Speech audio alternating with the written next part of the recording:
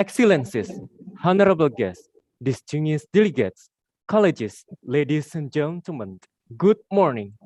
The Honorable Rector and Vice Rector Universitas Negeri Padang, Dean and Vice Dean in Universitas Negeri Padang, all the participants, the 8th Padang International Conference on Economics, Education, Business and Accounting, PICEEBA 2021. It is a great honor and pleasure for me. My name is Hari Setia Putra, and on behalf of the committee, we would like to welcome to all of you for the annual session of the 8th Padang International Conference on Economics, Education, Business and Accounting, PICEEBA 2021 through webinar. Our invited keynote speakers, Associate Professor Dr. Salut Muhyiddin from Macquarie University, Australia, Associate Professor Dr. Mohammed Al-Margi from Swansea University, United Kingdom, Associate Professor Tatsuya Kasukabe, PhD, from Hiroshima University, Japan, Assistant Professor Abro, PhD, from Universitas Negeri Padang, Indonesia. For the following agenda, it will be the Holy Quran recitation by Ainaya Al-Fatiha.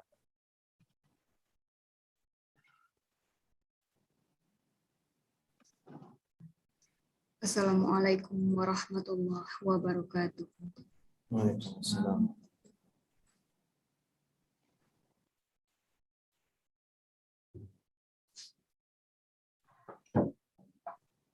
A'udzu billahi minasy syaithanir rajim.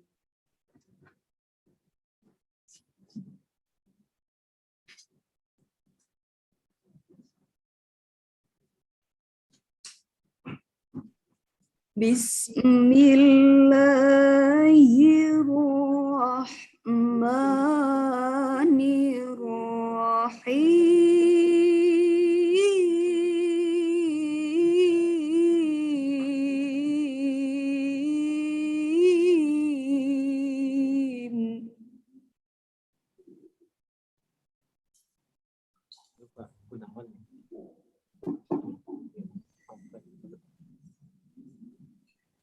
Inna hadzal Qur'ana yahdi lillati hiya aqwam wa yubashshirul mu'minin.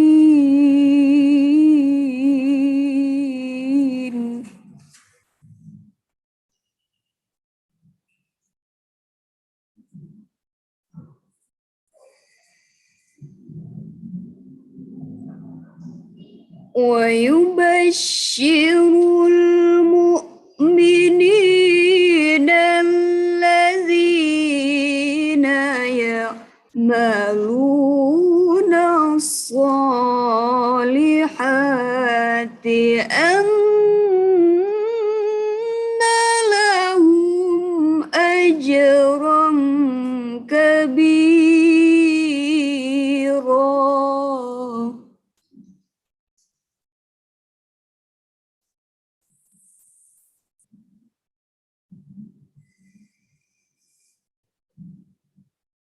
وأن الذين لا يؤمنون بالآخرة أعتدنا لهم عذابا أليما.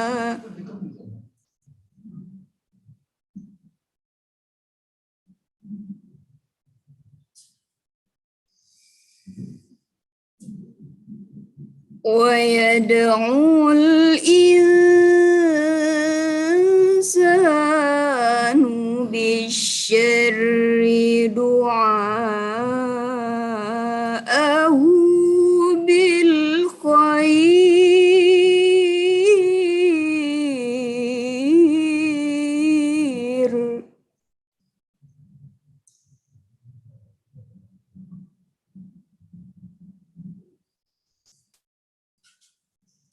وكان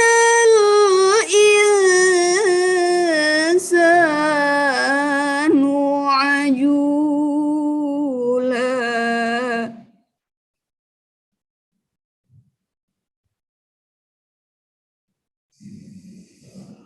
وكان الإنسان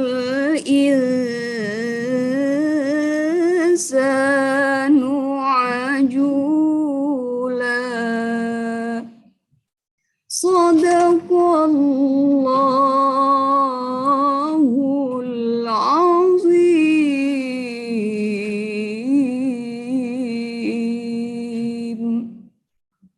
Assalamualaikum warahmatullahi wabarakatuh. Waalaikumsalam. Waalaikumsalam warahmatullahi wabarakatuh. Without further ado, we would like to invite Assistant Professor Dr. Priyatni as the conference chair to read the official report of the 8th PICEEBA 2021.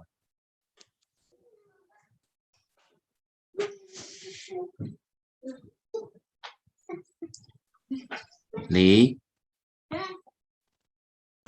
Bismillahirrahmanirrahim. Assalamualaikum warahmatullahi wabarakatuh. Good morning, ladies and gentlemen. The Honorable Rector and Vice Rectors Universitas Negeri Padang, the Honorable Dean and Vice Dean Faculty of Economics, and all of the deans at Universitas Negeri Padang, the Honorable Head of Research and Community Service Center, Head of Center of Learning Development and Quality Assurance, and professors at Universitas Negeri Padang. The distinguished, our invited speakers, and the excellencies, authors, and participants. I would like to extend my warmest welcome to the 8th Padang International Conference on Education, Economics, Business, and Accounting, PICEEBA.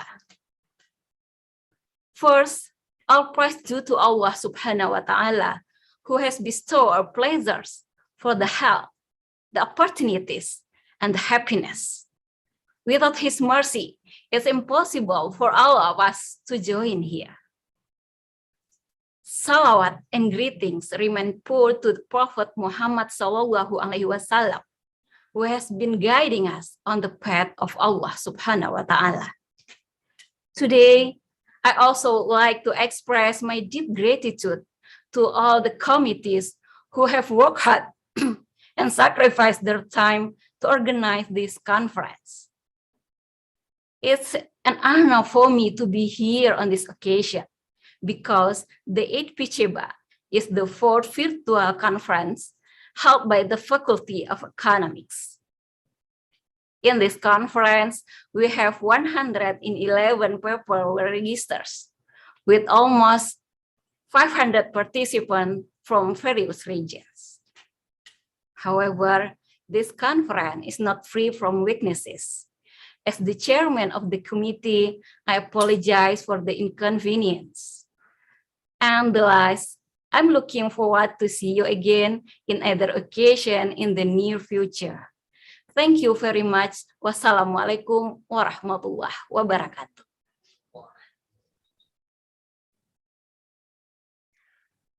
Among this time, we would like to invite Vice Rector of Academic Affairs, Universitas Negeri Padang, to convey acknowledgement and officially open for the 8th PICEEBA 2021.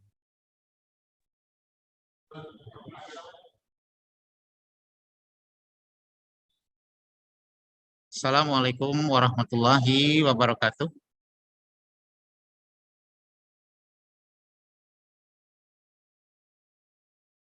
Can you hear my voice? Yes, we can hear you. Okay, yeah.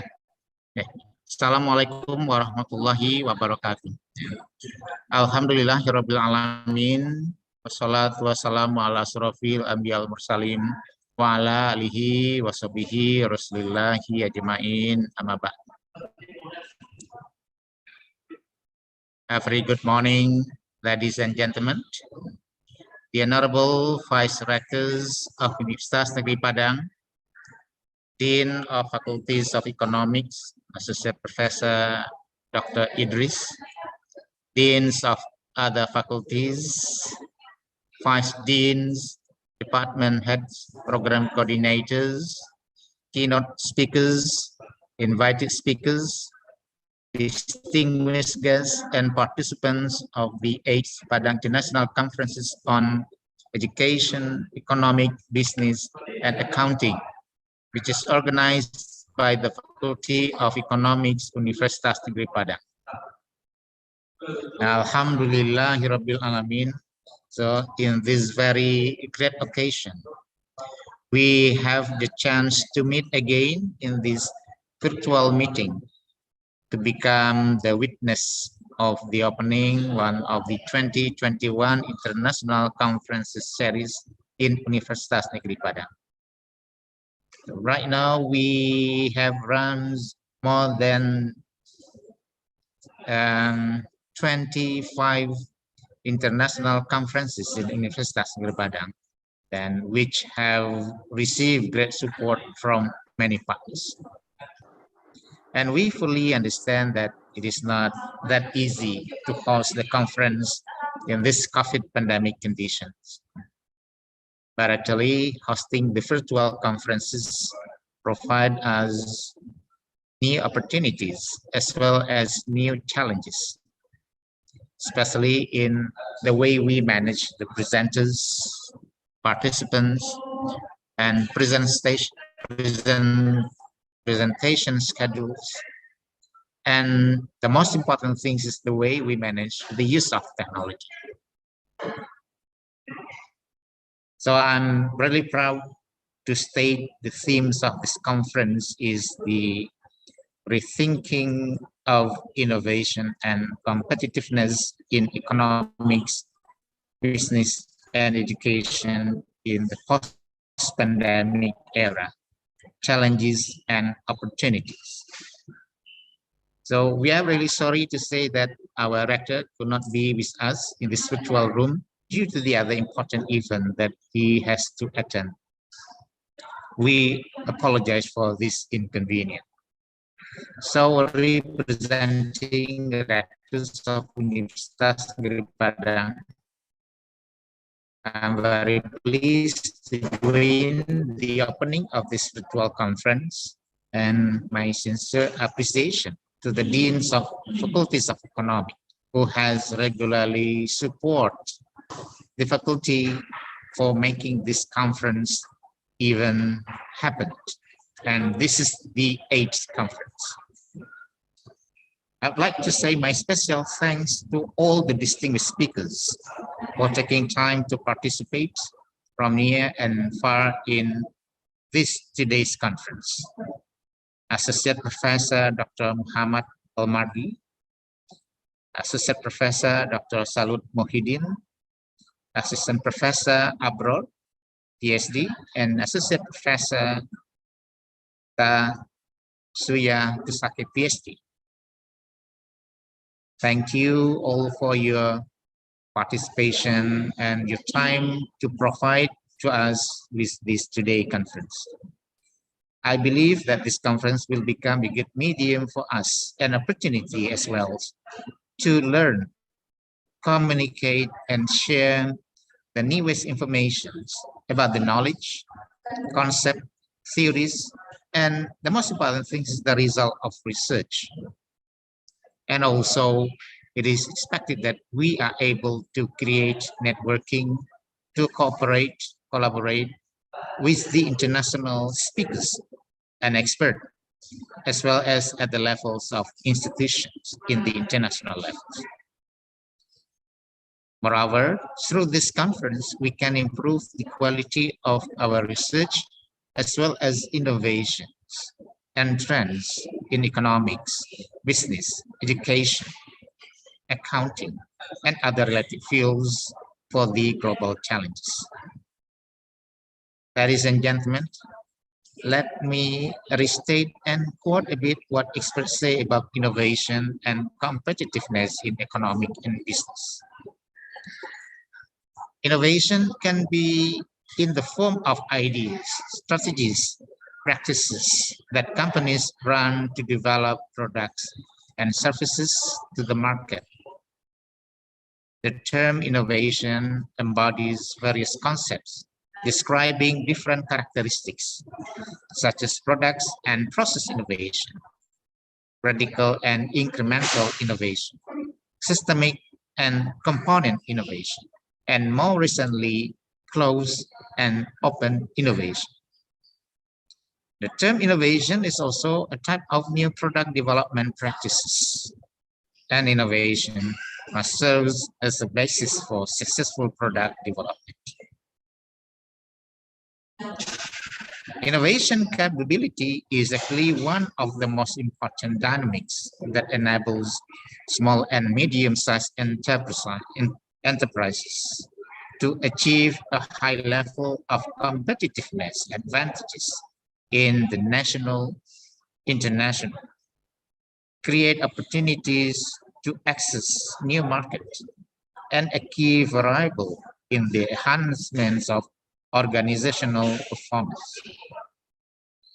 Thus, promoting and improve innovation capability should be the key focus area of the top managers of the small and medium-sized enterprise.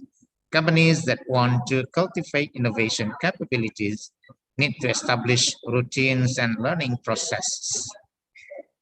So there is a consensus that state a greater number of innovations as a result from a learning process. The innovation requires that individuals acquire existing knowledge and that they share this knowledge within the organizations. Ladies and gentlemen, the rapid technological change, along with increasingly uncertain business and market globalization that occurred in the last decade, has a great impact on the competitive business environment.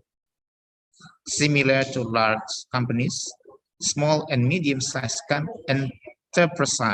enterprises comply to continue to strengthen their capacity to face the free market. Market globalization and sharp competition have led to major changes in people's lives. Therefore, companies are required to adapt and apply the right strategies to successfully exploit business opportunities. Small and medium-sized enterprises' competitiveness could increase their bargaining position in the business competition. As MEs have been considered as an important component in the economic development for a country. For Indonesia, small and medium-sized enterprises can be considered to have a strategic role in economic quality, fighting poverty and reducing unemployment. Therefore, the Indonesian government views the existence of the growth of the small and medium-sized enterprises business.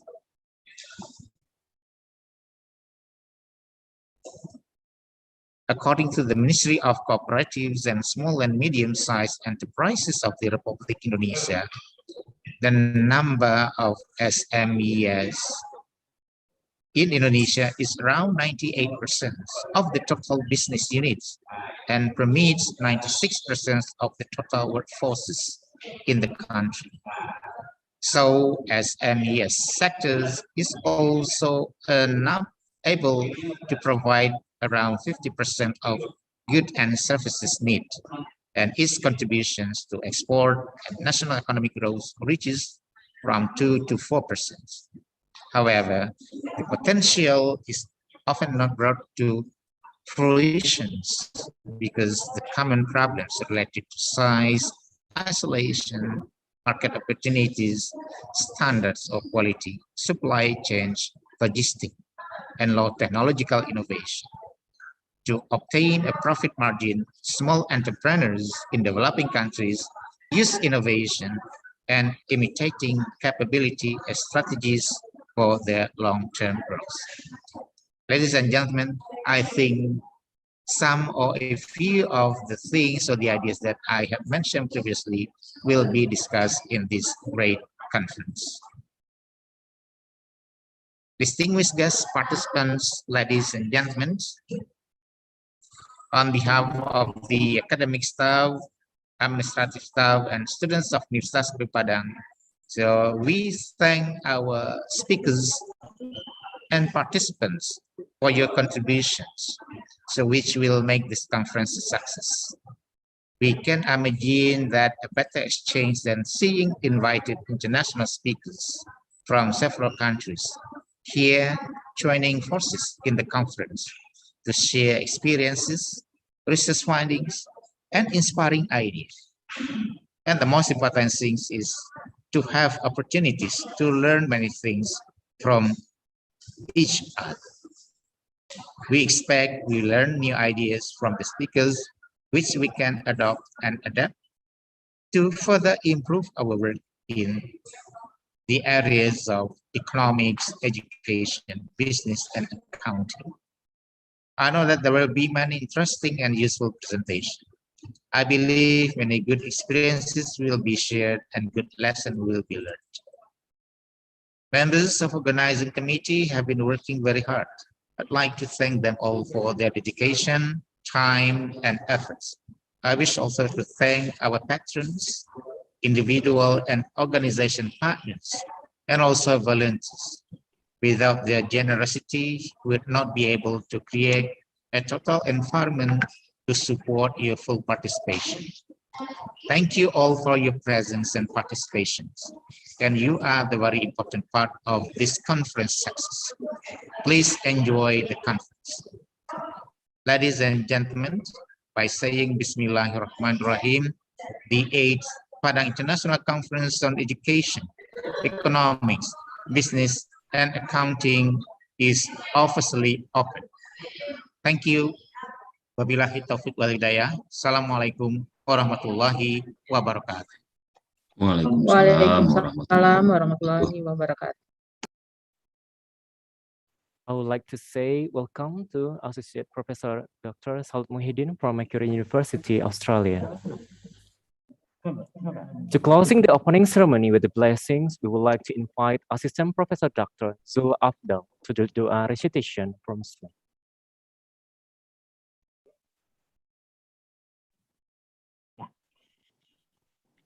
Bismillahirrahmanirrahim. Assalamualaikum warahmatullahi wabarakatuh. Ladies and gentlemen, let us bow our head for a moment. Pray to God Allah Azza wa Jalla that the conference will be blessed. I will lead this prayer based on the teaching of Islam, and those who are not Muslims, you are pleased to pray according to each of our belief. We start with istighfar 3 times. Astaghfirullahal azim alladhi la ilaha illa wal hayyul qayyum wa atubu ilayh. Astaghfirullahal azim alladhi la ilaha illa wal hayyul qayyum wa atubu ilayh. Astaghfirullahal azim الذي لا إله إلا هو الحي القيوم وأتوب إليه. أعوذ بالله من الشيطان الرجيم. بسم الله الرحمن الرحيم. الحمد لله رب العالمين. حمدا شاكرين، حمدا ناعمين، حمدا يوافي نعمه ويكافي مزيده. يا ربنا لك الحمد كما ينبغي لجلال وجهك الكريم وعظيم سلطانك. اللهم صل على محمد وعلى آل محمد. اللهم ربنا ظلمنا أنفسنا وإن لم تغفر لنا وترحمنا لنكونن من الخاسرين. اللهم اغفر لنا ولوالدينا وللمسلمين والمسلمات والمؤمنين والمؤمنات الأحياء منهم والأموات إنك سميع قريب مجيب الدعوات ويا قاضي الحاجات برحمتك يا أرحم الراحمين. Ya Allah, today in this room we gather here to bring about the 8th Padang International Conference on Education, Economic, Business and Accounting, with the theme rethinking of innovation and competitiveness in economics, business and education in the post-pandemic era, challenges and opportunities. make this international conference as a useful science assembly, as a medium of sharing useful ideas, knowledge, and experiences of scholars, researchers, and students of various disciplines. May the conference we organize today benefit to our life, broaden our knowledge, send our ideas, and lead us to be successful, productive persons, which in turn will boost dignity of our nation. Allahumma arinal haqqa haqqa warzuqna ittiba'ah wa arinal batila batila warzuqna ijtinab. Ya Allah, so as the truth is true and inspire us to follow it, so as falsehood and inspire us to abstain from it. Ya Allah, help me remember you, to be grateful to you, and to worship you in an excellent manner. Allahumma a'inni ala dhikrika wa syukrika wa husni ibadatik. Ya Allah, you are the one who can fulfill our dua. Rabbana atina fid dunya hasanah wa fil akhirati hasanatan wa qina azaban nar. Subhanaka rabbika rabbil izzati amma yasifun wa salamun alal mursalin walhamdulillahi rabbil alamin. Wassalamu alaikum warahmatullahi wabarakatuh.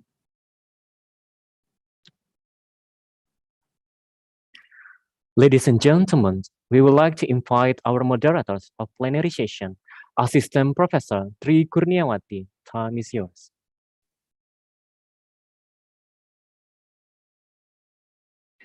Okay, thank you, our MC. Bismillahirrahmanirrahim. Assalamualaikum warahmatullahi wabarakatuh. The Honorable Rectors and Vice Rectors of Universitas Negeri Padang, Dean and Vice Dean of Universitas Negeri Padang, our distinguished guests, presenters, and all participants of this conference. And especially warm greetings to our invited speakers, Associate Professor Dr. Muhammad Elmargi, Associate Professor Dr. Salut Muhyiddin, Assistant Professor Abror PhD, and Associate Professor Dr. Tatsuya Kusakabe. Ladies and gentlemen, first of all, let we thanks to Allah Subhanahu wa Ta'ala who has given us blessing, health, and salvation. And then salawat and salam to our Prophet Muhammad Sallallahu Alaihi Wasallam. Ladies and gentlemen, it is an honor for me to be the moderators of this conference today. I am Tri Kurniawati, and I am an assistant professor at Department of Economics Education, Faculty of Economics, Universitas Negeri Padang. Okay, ladies and gentlemen, I would like to welcome you all to our plenary sessions of the 8th Padang International Conference on Education, Economics, Business, and Accounting 2021. Okay, ladies and gentlemen, the theme of our conference today is rethinking of innovations and competitiveness in economics, business, and education in the post-pandemic era, challenges and opportunities. And for this conference, we have 4 invited speakers. Before I introduce the speakers of our conference, let me explain the rules of our conference today. We will have 25 minutes for each of our presenters to do their presentations. And then we will come out with the questions and answer sessions. To all the participants who wants to ask the questions, you can deliver the question by using the chat room or the live chat of our live streaming YouTube. Okay, Excellencies, ladies and gentlemen, before we start the presentation, I will introduce the Excellencies profile of our first invited speaker. Dr. Associate Professor Dr. Muhammad Elmargi. Good morning, Dr. Muhammad.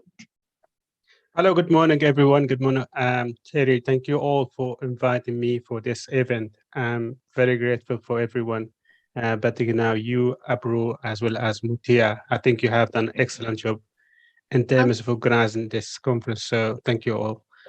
Thank yeah. you, Doctor. Nice Um, to be with you here today. Thank you so much. Yeah, it's my pleasure to be here as well.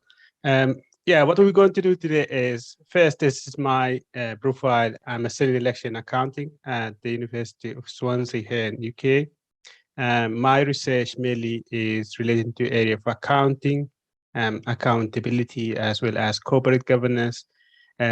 Particularly, my research is mainly interested in is area related to disclosure, voluntary disclosure in the annual report of the companies, online disclosure, social and environmental disclosure, as well, of course, the impact of governance quality on this kind of disclosure.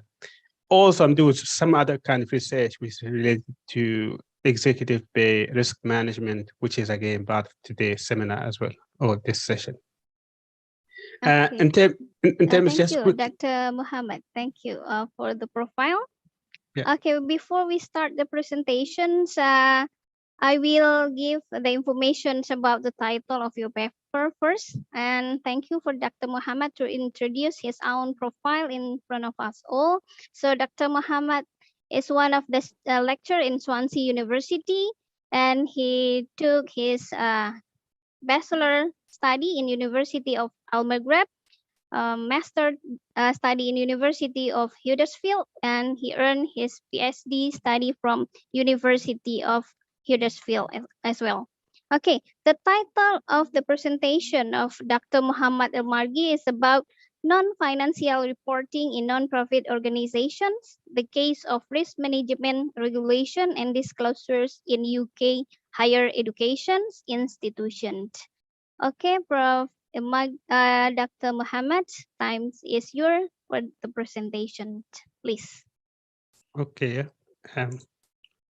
I will share my screen. So again, thank you all for inviting me for this conference. Like I said earlier, my research is mainly related to the area of disclosure in financial and non-financial institutions. What I would like to do today is I will present one of my paper, which is currently with the Accounting Forum. And this paper is mainly looking at narrative disclosure, non-financial disclosure in the UK higher education institution. So I will go through quickly the main finding of the paper, what main contribution, but also what I would like to do at the end is I would like to emphasize the point that there is more research needed in this area. So I will try to highlight what is the existing gap in this area of research and what can be further done in this area as well. That will be at the end. Okay, so like Try now mentioned, this is the title, is mainly I'm looking at narrative or non-financial reporting in the UK higher education institution. And particularly what we're going to do here is we're looking at the impact of governance quality or risk management disclosure and the moderate impact of senior management team on this relationship. So this is a collaborative work with my colleague from Southampton University, Professor Conor Entim, and it's just merely based on the funding which we obtained from the Leadership Foundation for Higher Education. Right, so starting by the main question of this research. So like I said earlier, the main objective is to look at non-financial narrative reporting in the UK higher education institution with particular focus on risk management disclosure. So in this study, what we are looking mainly at is we try to examine the impact of corporate governance quality using an index to do that on risk management disclosure in the UK higher education institution. Also, the supplementary question is we would like to consequently understand whether senior management team characteristic may moderate this relationship between the governance quality as well as the risk management disclosure. So these are the two main objectives of this research. Now, you might wonder why, for example, for the first one, why we are interested in examining the impact of governance quality or risk management disclosure. One of the motivation which encouraged us to do this research is that there has been many reforms and changes in the UK higher education sector over the recent years, including those reforms related to accountability, risk management. Also, over the recent years, there have been changes in terms of the structure of the higher education sector. So there has been many universities, new university has been established, University are now dealing with multiple stakeholders. They need to meet their expectation, including student, that in terms of the feedback. Also, the government fund has become increasingly tighter than before. So all of that has led to increase the competition among the UK higher education institutions. And those institutions here in the UK, they find themselves, they need to adapt private sector practices related to the new public management technique, including now those related to risk management disclosure. So they find themselves, they follow the same patterns as the private sector institution. Now, in spite of that, there have been very, very limited evidence in relation to accountability and risk management in the higher education sector. And most of the previous study, if you look at them now here, for example, back at 2008, 11, and 12, Middle Hess, for example, and Tyler 2013, all of them, what they have done just to provide critical normative, literature, rather than investigating what are the drivers of risk management disclosure in the higher education sector. Also, in terms of the determinants, like I said, these study which we look at, we have noticed that most of them, they have mainly been descriptive.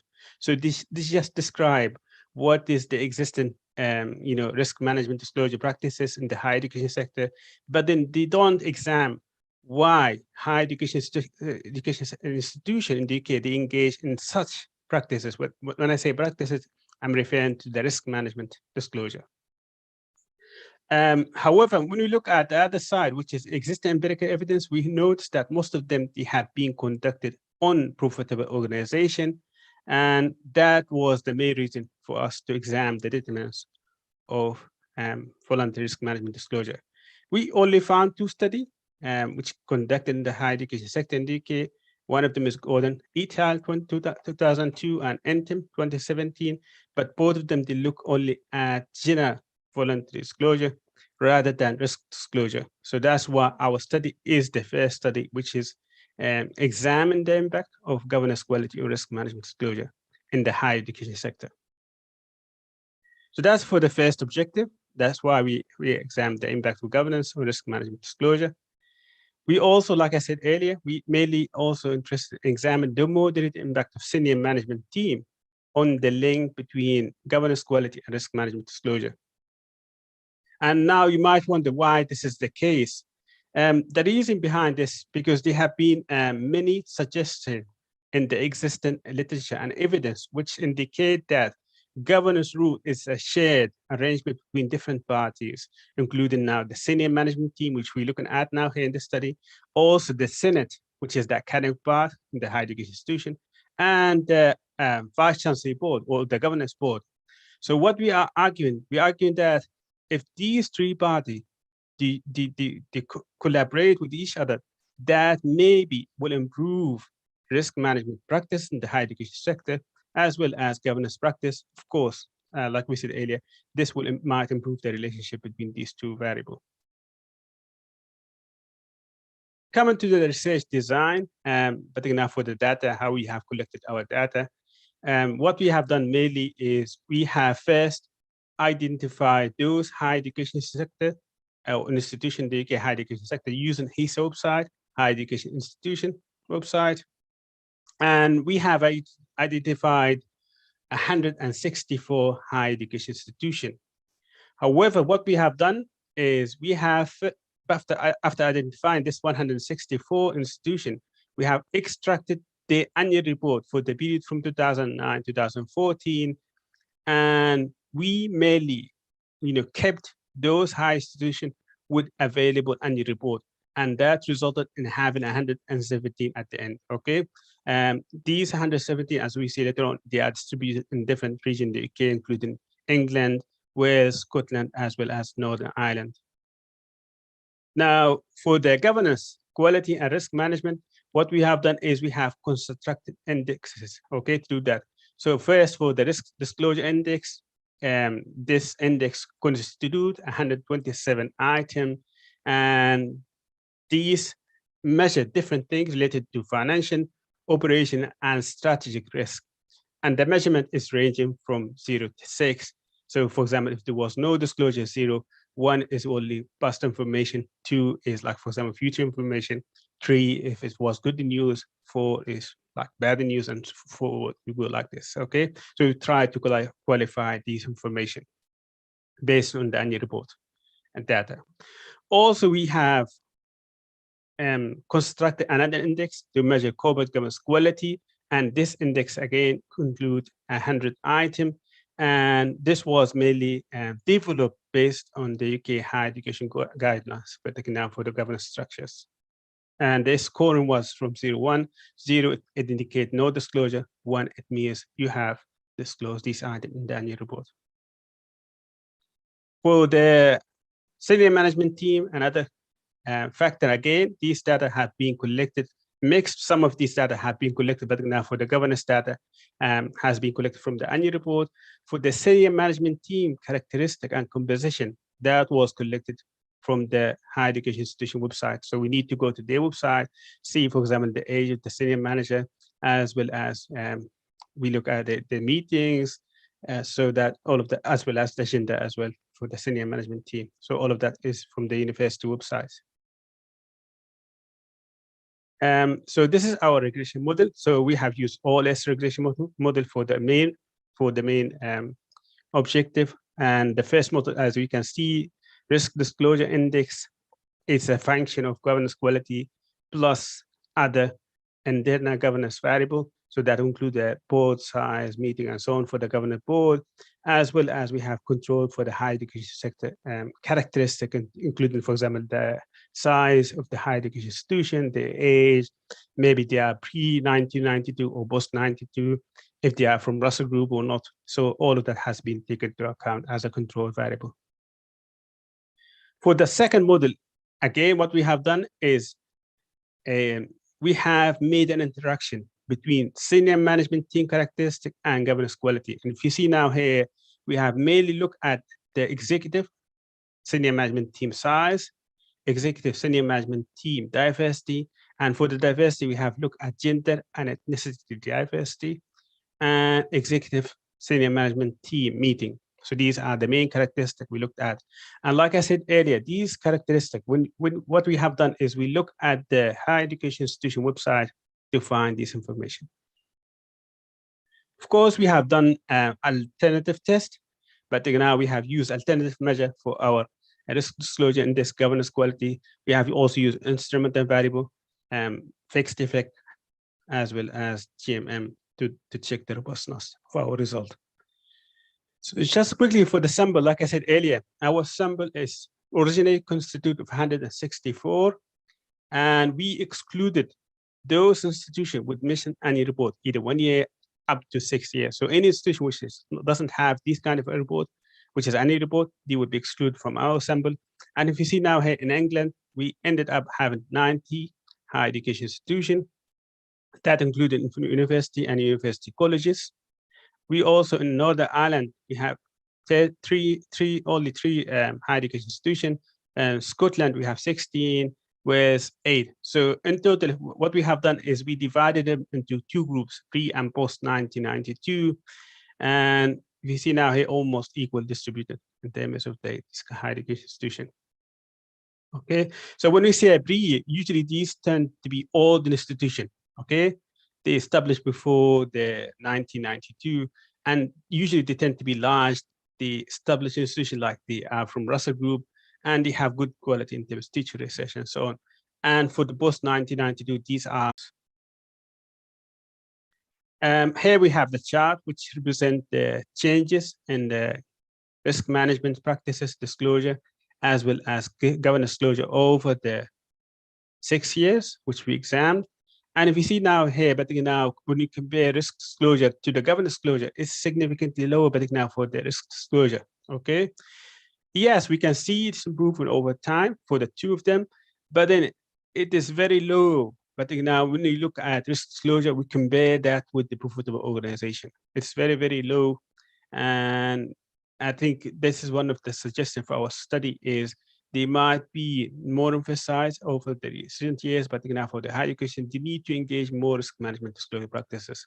And I'm sure you know that, but now given that we have COVID-19 recently, the higher education institution, they are facing many challenges, but now in the UK, in terms of the funding, meeting the student expectation, meeting the expectation of different stakeholders, including the government.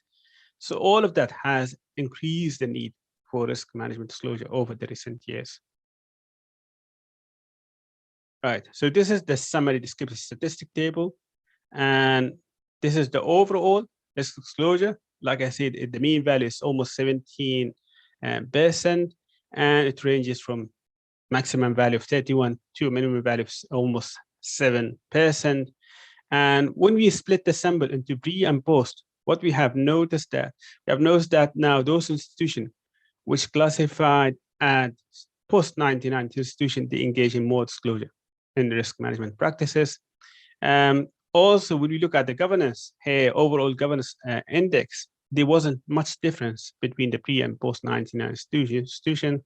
What we have done also, we look at the sub-indices, which included in our disclosure index related to the governance. And these are the sub-items. There wasn't much difference between the pre and post-1990 institution. These are, by the way, also the control variable for the two kind of company, which is institution, which is the pre and post-1992. And if you look at the size again, both what you call pre-1992 institution, they tend to be large in size.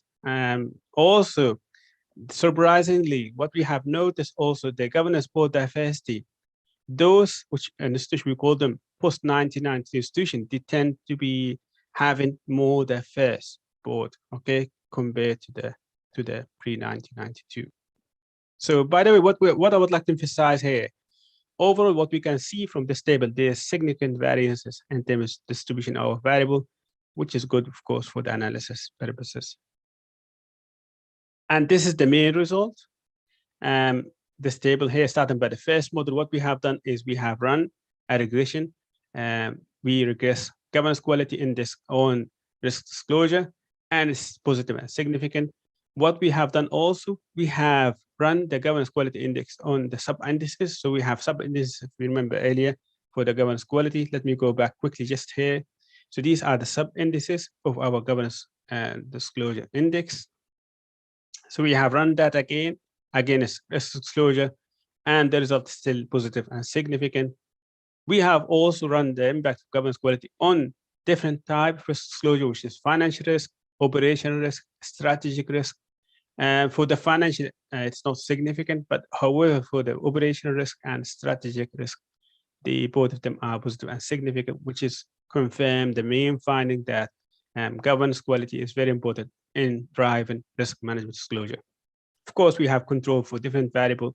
Some of them are here. If you see now here, like we said earlier, for the Russell Group institution, they tend to engage in more disclosure about risk management practices. For the post-new institution, they tend to have less risk management disclosure compared to the pre-1992. Also, what we have done for the second question, we have made an interaction between senior management team characteristic and risk disclosure practices. And if you see now here, all of the coefficient still positive and significant. The magnitude size, the coefficient size is higher, which suggests that senior management team characteristics are important in explaining the relationship between governance quality and risk management disclosure. These are the main results. Like I said earlier, we have done additional tests, including random effect, lagged effect, GMM, but then the results are still the same, which confirm the main finding that governance quality is very important in explaining risk management disclosure, as well as the senior management team characteristics have a significant role in moderating this relationship. Okay, so these are the main findings. Like I said, positive impact between governance quality and risk management disclosure. Senior management team characteristics moderate this relationship. What are the main implications? When we look at the existing regulation, what we have noticed, most of them, they have been done separately. So we find like governance guidelines, which have been issued separately from the risk management practices or disclosures. So what we are suggesting that they should be shown these reforms, which is related to governance and risk management practices, they should be conducted jointly for a greater effectiveness. Also, we have provided early evidence on risk management disclosure in the higher education sector. And like I said earlier, most of the previous study, if you look at them, not just in the UK, also worldwide, they have mainly focused on profitable organization. What about non-profitable organization, including higher education sector? What's the current risk management practices and governance practices? Also the moderate impact of senior management team. Limitation, of course, this study is limited because we focus mainly on the UK context. We started our analysis in 2009. Also, we tried to deal with heterogeneity using different tests, including GMM, two-stage least square, and so on. But of course, we cannot eliminate this problem completely. We have used an index to measure governance quality. So future research, what you can do differently, maybe to look at each characteristic of the senior management team and governance board and its impact on risk management disclosure. So I think now the most important thing for you guys, in addition to that, what I would like to emphasize, but now moving forward, there is more need for research in this area. But now we talk about narrative reporting, okay? So in this paper, what we have done, we have mainly looked at risk management disclosure, or risk disclosure, if you'd like to call it, in the higher education sector. So what can be done maybe in Indonesia or even other countries, you might want to apply the same approach. You look at risk management disclosure in the higher education sector or other non-profitable organizations like charities. Maybe you would like to look at governance disclosure, maybe disclosure of key performance indicators, maybe social environment disclosure. Of course, that's very important point as well. Segmented reporting, again, this is very interesting. Research and development disclosure, maybe company-specific disclosure, for example, related to oil and gas industry, product-related disclosure, Islamic-related disclosure. So what I'm trying to say here, over the recent years, there has been more emphasis on narrative reporting rather than only financial reporting. Okay, and there's more need for this kind of research.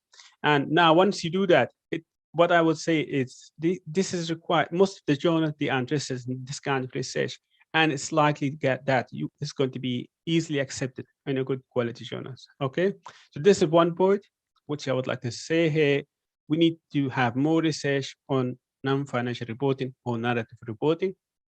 Also, we need more research on area related to the determinants. What are the drivers of these kind of disclosure?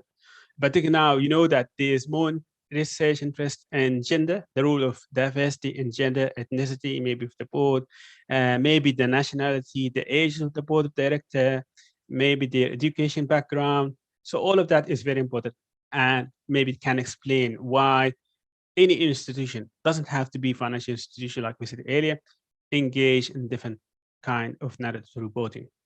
Maybe you want like to look at governance impact and reforms on narrative reporting, media coverage, as well as in relation to reporting, which is narrative reporting here, the impact of readability of any report. Okay, on tax avoidance, again, that's very interesting research, impression management as well, and management, social media, narrative disclosure. So these are the kind of research. What you can do, what I will say here, any research related to narrative reporting in the higher education sector or any other non-financial institution, non-profitable organization, it will find it is, interest in people who can be published easy in a good quality journal. Also, you look at the drivers of this disclosure. What you can also look at, you might want to be looking at the role of the external auditor, okay? But now, what do you think about narrative reporting in the annual report? So their opinion, because we know that auditor, what they do usually just they give their opinion on the financial information discussed or they publish in the annual report, but they don't give assurance about non-financial reporting. So that can be done as well. Maybe as well narrative reporting on the external auditor report related to the audit matter, of course.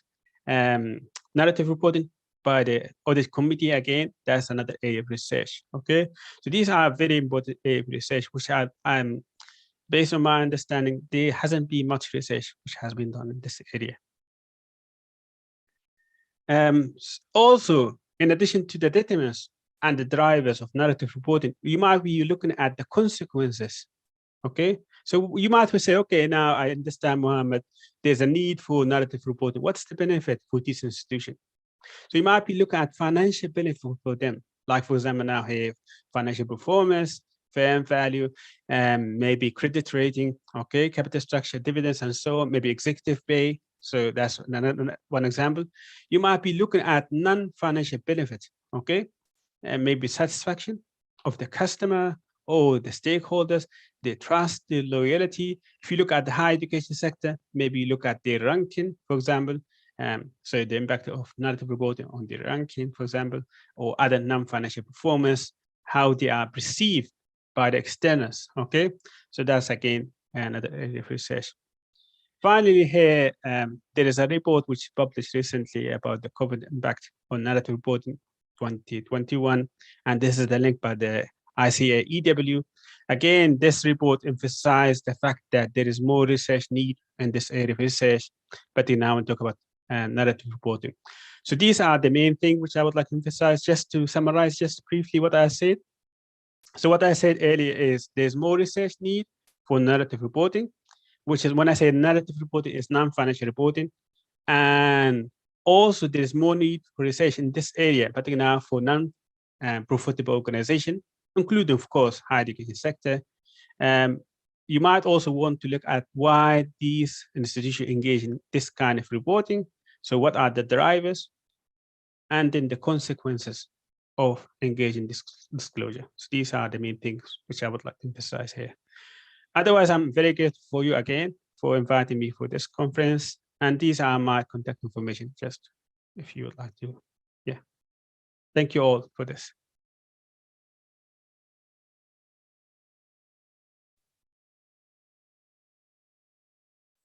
Thank you very much, Dr. Margi, for a very interesting presentations about the non-financial reporting, because I think here in Indonesia, most of our lectures also give more emphasis in the financial report, but I think we get some idea about moving forward to the non-financial report. And also we have some ideas about the future research that we can help in this area. Thank you very much, Dr. Muhammad. Okay, ladies and gentlemen, next we will come to the second invited speakers of our conference. And before we start the presentation, again, I will introduce the excellency profile of our invited speakers. Dr. Muhyiddin is a lecturer in Macquarie University. He also had some academic experience in Brown University, University de Montreal, Groningen University, and etc. For his education, he took his bachelor degree actually in Indonesia here, in Institut Pertanian Bogor. And then he took his master degree in University of Groningen, and he earned his PhD study in University of Groningen. And for his research area are covering business demography, population and development, public health, and epidemiology. Ladies and gentlemen, for this session, he will present the papers entitled The Post-Pandemic Era, Innovation and Competitiveness in Business and Education. Good morning, Dr. Muhyiddin. Good morning, but yeah. Hopefully you will feel like home today. Yes, thank you very much. Thank you. Nice to meet you. Okay, Professor, time is yours. Okay. Assalamualaikum warahmatullahi wabarakatuh. First of all, I would like to say thank you very much to the committee. So this is very active groups. Is already like the 8th series I heard, and then you done it every 6 months, right? So it's kind of like almost the last 4 years you're doing it, even during the pandemic one. So I'm really appreciate and really thanks very much for the committee, and also to the University Negeri Padang in particular, the rector. I know that it was mentioned that he was not here, but I would like to say my appreciation, and also all the dean that who support this program. So, and of course, my colleague, the presenter, who's in this one, just before we do have Dr. Muhammad, and also maybe next one is Dr. Abror and also Tatsura Katsuke. So as it was mentioned, please allow me to share my screen. Okay. When I was told that it is going to be about the post-pandemic era, so I've been thinking about like, I'm now at Macquarie University Business School. So I would like to share what we have done in terms of the program. So that's why not only looking at the business point of view, but also what the education that we have done so far. So if I don't have complete stories at the end, so my conclusion at the end is basically, is it time to reset the button once the pandemic over? Which is we don't know yet when, because once we think that the pandemic over, and then suddenly there's a next wave, second wave, and maybe someone said that it's going to be third wave one. Okay, so that's basically my challenge to everyone, but also to myself, asking whether this is, do we need to do something different? It's basically when you reset the button, you may need to completely change everything, or there are certain elements that may kind of like still establish as usual, but then something else need to restart. Okay, so we are going to talk about more, just a little bit again about what's global pandemic happening before, and then what's the big impact to the business and education sector, and then looking at the innovation and the competition aspect. So then we put that as together in question us ourselves whether is it time to reset and rescale everything up, and then we come up with the discussion. As we know that why they call it COVID-19, because it was initially found out in December 2019. So no one knows before that one. So by March 2020, WHO officially said that this is no longer as epidemic, but it's become more a pandemic. The difference between epidemic and pandemic is basically epidemic if it is never happened before and suddenly appears in some particular region. And then if it is happening everywhere, then it's become pandemic. So we, by 2020 March, it was already like in 114 countries. It's very, very spread, very hard one.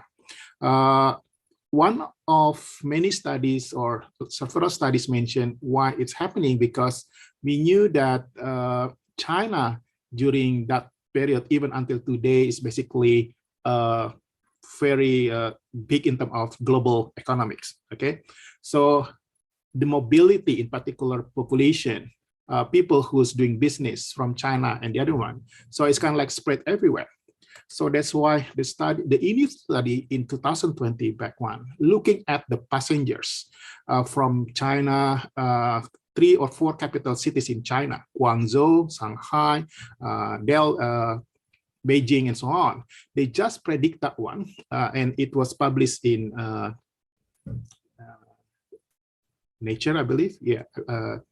So they mentioned that the possibility of the exposure is quite varies from one country to the others, depends on how many or how frequent that the distribution of people from China to the other one during that one. Okay, Indonesia, we knew that we have a lot of trading, we do have a lot of transportation goes from small city China or big city China. We included one of the biggest risk one. Okay, so it's basically that pandemic happening very fast one. So what happened today is, luckily enough, in terms of the vaccination, I didn't say that lucky enough that we picked that one, but at least there is kind of like tendency declining, in particular in Indonesia context as well, declining in terms of number of cases, but at the same time increasing in terms of vaccination. Until the 7th November, last few days ago, according to WHO, we recorded that already been the first dose vaccination has been administered to 7 billion of population. which is, if we think about 9 billion today, it's almost kind of like 60-70% reaching out, right? So in Asia, still kind of like a quite high one as well. The biggest one is actually in America and Europe and Southeast Asia, which is Indonesia there. Okay, so closing up about the COVID-19. So who has been infected and where is spread? So it's basically everyone get, whether you are female, you're male, whether you're young, whether you are a teenager, you're adult one. And then in terms of socioeconomic level, whether you're businessman or jobless people, or whether you are lecturer, whether you're a student, you got basically exposed to that risk, especially if you've been high risk to the person being in contact. And then where is it? Everywhere again. There is kind of like, of course, there is certain places that kind of like high risk in the crowded area where any infected person are around. That's why the consequences is basically a lot of doing lockdown or kind of like limited to mobility. So the impact of that one is basically people to be limited in terms of mobility, and then it has consequences with our personal life. Like we used to kind of like working from home, working to the office, study in the university, in the class, or in everywhere, but we can't. So the lifestyle change, our work style change, but also in terms of professional. In terms of the business, the way that we're doing it, some people may be kind of like used to just transaction to go to the shopping, but now you have to do it mostly online. Okay, so business, a lot of closure, shifting is in very instant time from kind of like direct transaction to the more e-commerce one. Not only the biggest company one, but even small one. I knew that from my family back in Jakarta or also in other places, even just calling for tukang sayur, the vendor for vegetable, who used to kind of like every people gather around to the market, and then they have to kind of like order it online. Okay, so Gojek is already there, but now you can order by online as well. So what happened with education? There are plenty of studies already mentioned that it has big impact to that one, including about emergency education shifting right away from offline to the online one. According to UNESCO, by that one is about 55.2% student is basically were affected because of that one. Of course, there are some places that are not being affected with the shifting this one. So doing online is not really option anymore, but this is kind of like more like this is your only choice. You have to do it unless you want to stop that one, which is impossible. Examination doing online or some other practical one doing online. But can we hold that one for longer? Okay. So a lot of digitalization has been predicted. It's basically, if we're thinking about Industrial Revolution number 4, yes, in the past, we are kind of like having machinery, from mechanical to machinery, from machinery to go to more computation, digitalization. And now Industrial Revolution number 4 is basically everything being connected with artificial intelligence.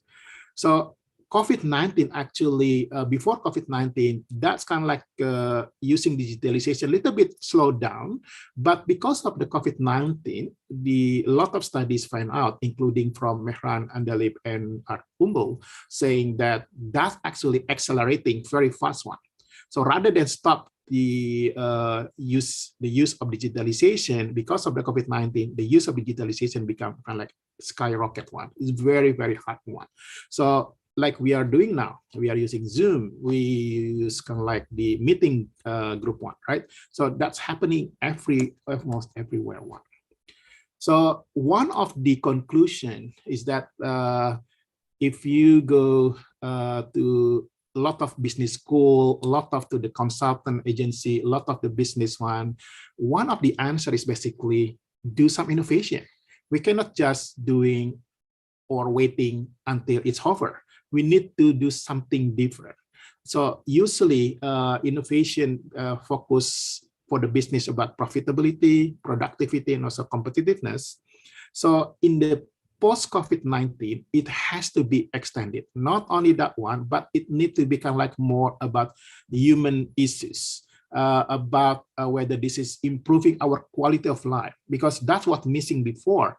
We just want oriented about profit, we just oriented for productivity, about competitiveness, but we forgot about adding additional value. What about improving our quality of life? From the COVID-19, we found out that it's really kind of like not easy to just stuck in one room or just looking at the video directly without saying hi or kind of like hugging them, or saying even from father to the children, or from the parent to the children, or from the grandparent to their grandchildren. It's really hard sometimes. Just looking at that one is okay, already pay their missing one, but still hugging them directly or everything that make more efficient. Okay, so innovation is basically has now to emphasize about the value added to society. It's not only about profitability and productivity or competitiveness. I just give you example. Innovation, say like today, sometimes some business or some people say that innovation could be disruption. The question is that, is that really disruption? Yes, we use technology for example, for online shopping, for Uber or for Gojek and Grab thing, like ride sharing and social media. But we do have some consequences in that one, right?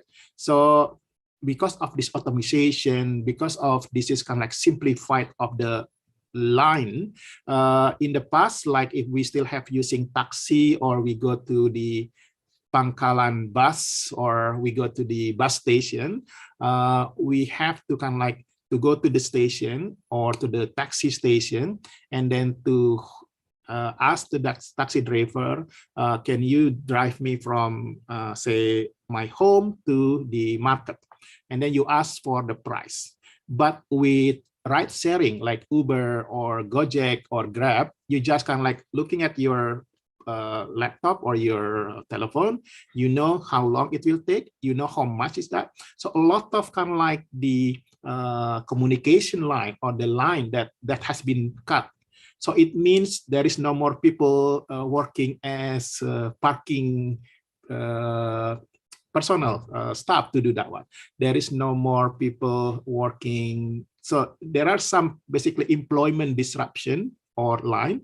The same thing with the online thing. Okay, so the question is that, is that really the thing that we wanted, or we want something, yes, innovate at the same time, but also at the same time we still kind of like value the human aspect as well. So that's kind of like my suggestion, and also a lot of people suggest about innovation after the post-COVID-19. So the big question is that, is it doing business as usual as enough? I'm happy that we got some idea from other sources. Some other study already find out that, at least from McKinsey, for example, the big consultant companies in terms of business and also marketing, they propose at least about 8 essential innovation when you do it after the COVID-19.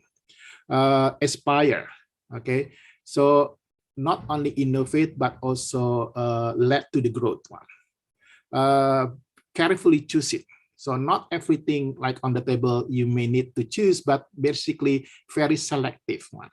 And also possibility to discover something that you need to think about whether this is more something to do only innovation, but also there is no value added, or innovation and value added at the same time one. Evolve, also kind of like create new business model. We may not kind of like doing business as usual.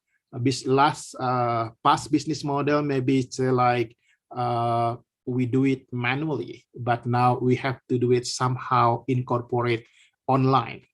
So it means we have to be more innovative and more creative in terms of how to make it website well designed. Accelerate as well, scaling up, the extension and mobilize. That's kind of like the sum of the argumentation of the principle of innovation in terms of dealing with the COVID-19, because we are dealing with something that we never happened before. Or in the past, yes, we did have like Spanish flu and so on, but we are not in the global world one. So we can like isolated enclave in terms of one country to the others. But these days in the revolution index number 4, same kind of like symptom like Spanish flu, but the impact is very global one. So that's why kind of like innovation need to be done. So how are you going to do it in the business sector one? The key point here is basically, again, this is just a give you example, not necessarily it has to be done, but one example is still we consider about digitalization, but at the same time, we need to kind of like adapt to meet with the customer need.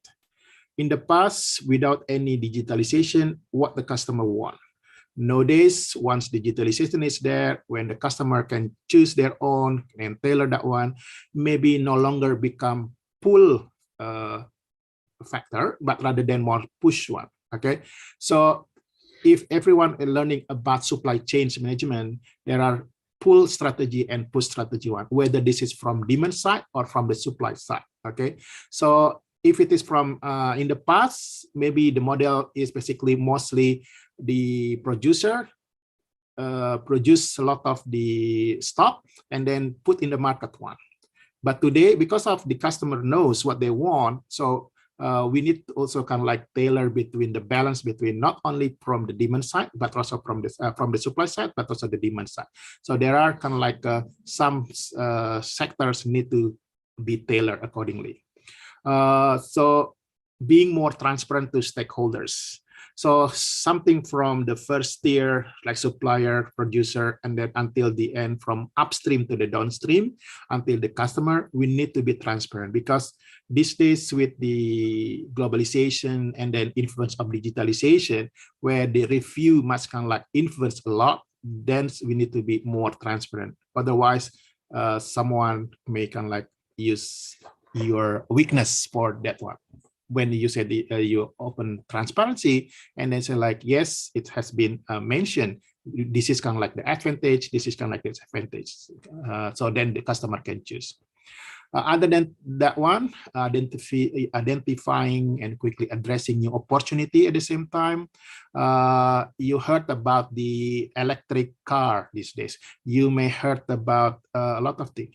People want to be more green economy. People want to be more green, no more pollution.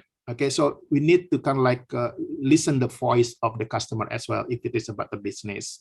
Re-evaluation of innovation, and also the building foundation of post-crisis growth. So it means what happened if it is going to the crisis or the pandemic still happening again. Is there any solution? Is there any scenarios that need to be done? So that's kind of like some innovation in business, which also can happen in terms of in education. Just give you an idea. Any business with the innovation, they are growing faster than those business without innovation. Just saying the same thing like if you are student or educator, it's better we have plan rather than we don't have any plan, right? So if we have plan, we know it that we can start from A, we want to go to B, C, D, at a step by step one. If we don't have that plan, then we don't know from A, are we going to jump to E or G? So having innovation in business, that's my kind of like they have orientation, where they want to go and what they want to do. So that's why a lot of studies shows that with innovation, the business is growing much more rather than that one. Which business that growing? This is basically some survey. Industry from basic material, communication service, healthcare, packaging goods, financial, industrial, pharmaceutical, and also retail. When they asking about what is the innovation as their number one priority or number two priority, and a lot of saying almost kind of like normal as today. Today is what I'm trying to say is basically usually, normally they can like almost the same innovation, but during the COVID-19, the pharmaceutical can like increase a lot, because that's kind of like the people looking for.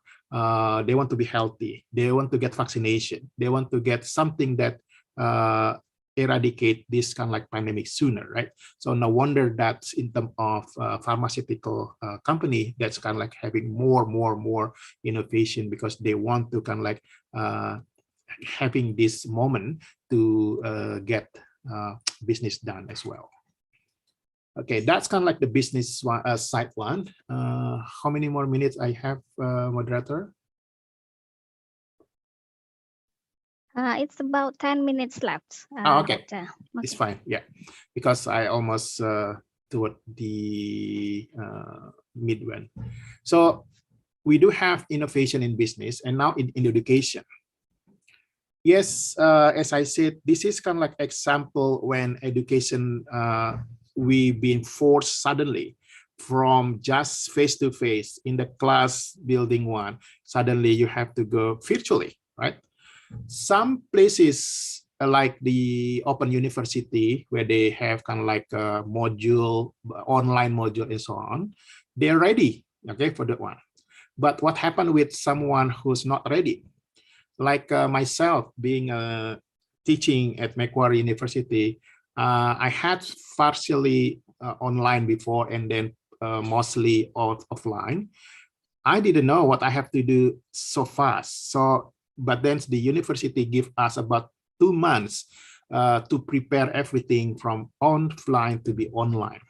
But even my colleague, who is very expert in terms of teaching and also pedagogical in terms of that one, he's also kind of questioning, is it going to work or not with the online like this one? So it's kind of like there is uncertainty about whether what we have done in the past can be done here. Okay, so the main challenge at that one is, even for experienced educators, are finding it fully online, whether digital pedagogy the same with like offline, or what is the best technology to use that one, and then how to sustain student engagement.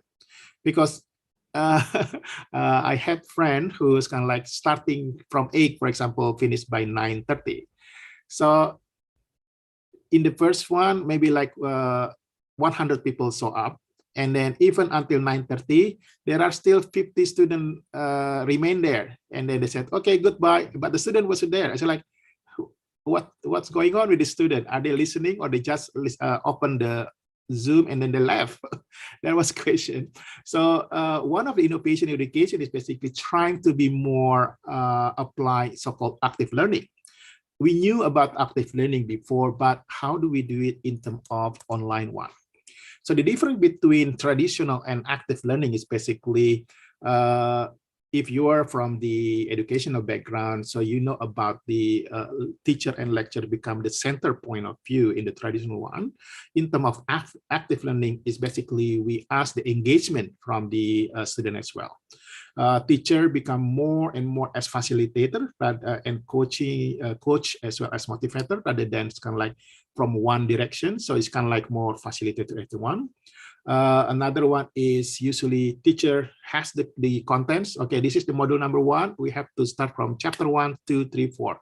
So there is kind of like one. But in terms of active learning, it could be dynamic. So if we start from chapter 1, suddenly there was question about chapter 5. Yes, we can jump directly by kind of like linking that one. Okay, so there is kind of like dynamic, the question coming from student, but also from that one, but also from what's happening in the surrounding that one. So a lot of benefit in terms of active learning. Of course, this is not kind of like in one night to go. It has to be kind of like practice, practice, and practice. Okay. So the benefit is basically including keeping attention of learning, because they be engaged, being more going deeper, because you just don't kind of like flowing from teacher to student, but also from student to the peers and so on. Fostering student reflection and self-assessment. So we ask them what they think about this module 1. Okay, that's kind of like some benefit one. What about Indonesia? Do we have some innovation? I was looking at what model that Indonesia has one. Actually, the question is that Merdeka Belajar or Kampus Merdeka, do you think is it an innovation or not? For anyone who's not familiar with the Indonesian education policy recently, with the new government, they have introduced so-called Merdeka Belajar or free learning, and also the campus itself is kind of like campus free, basically free making some program, including the new program studies, accreditation, and then having legal or organizational components, but also about the eligibility or right to study not within your campus, but also going to other campus. It is innovation one, looking at triple helix or quadruple helix, or maybe someone said quintuple helix. Is basically they are using different stakeholder in order to make this campus or the university's degree become much more kind of like rich, not only about within the context of organization university, but also dealing with the business sector and also the policymaker. The expectation has impact not only in terms of society context, but also to the wider natural environmental context. So I think, yes, this has another one. Okay. Last but not least is about competition aspect. Competition is there all the time.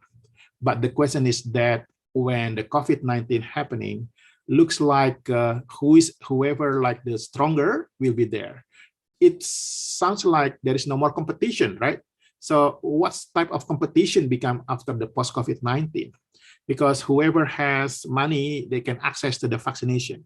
Whoever kind of like bigger company who still have resources, they can still manage. If you are small, when there is a lockdown, everything collapse. You are kind of like there is no more competition. So the question is that what's going to happen in the competition later on? So that's need to be kind of like thinking about that one.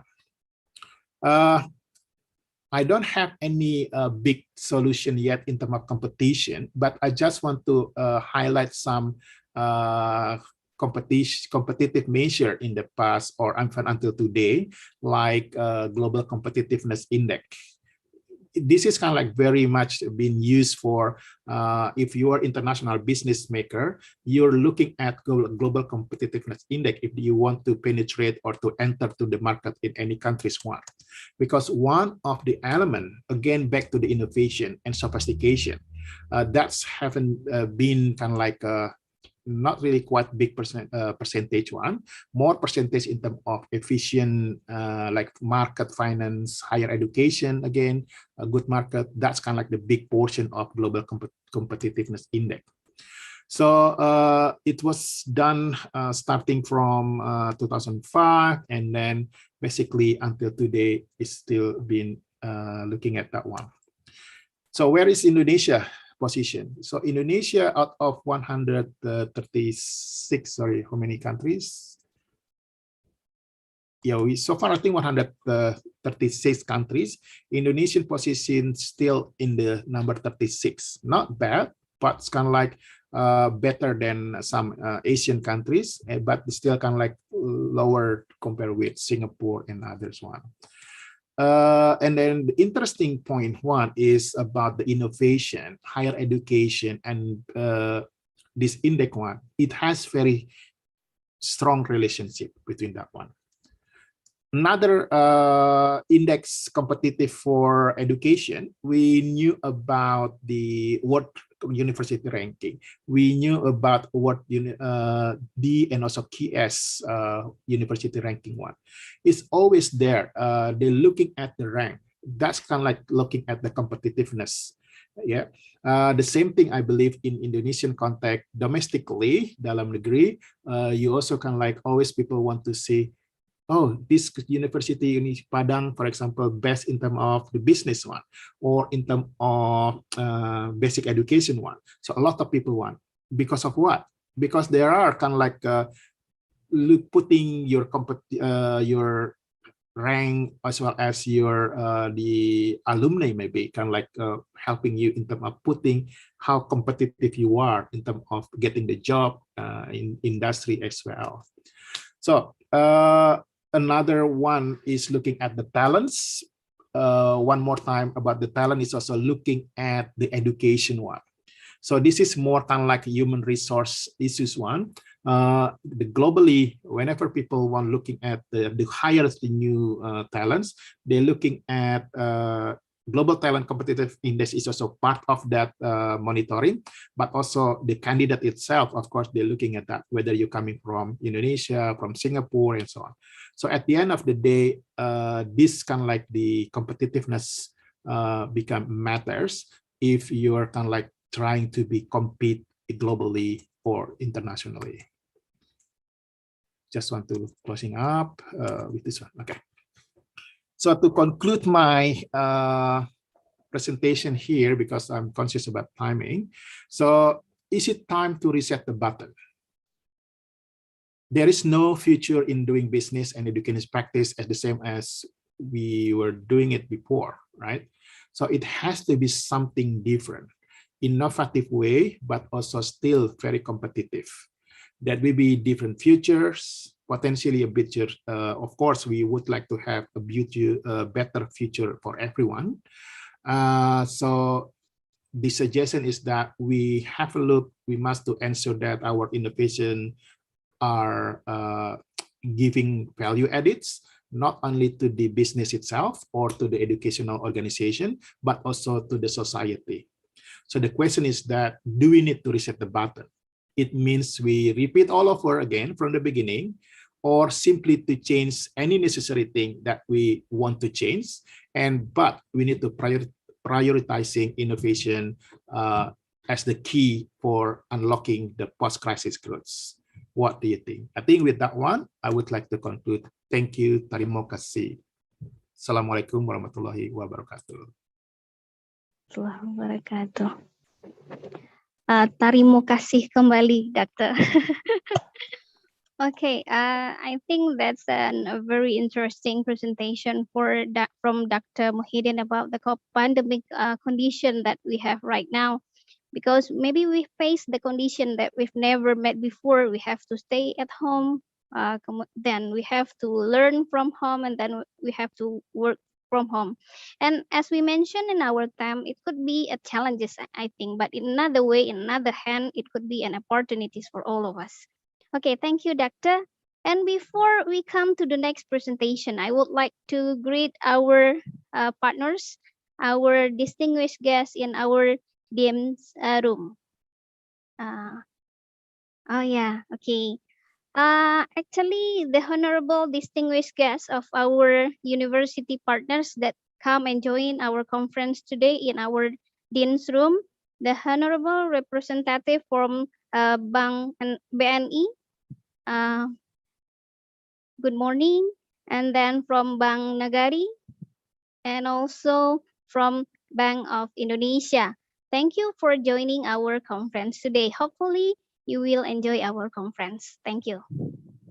Okay, ladies and gentlemen, next we will proceed to the presentation of our third invited speaker. Actually, he is our host speaker from Universitas Negeri Padang.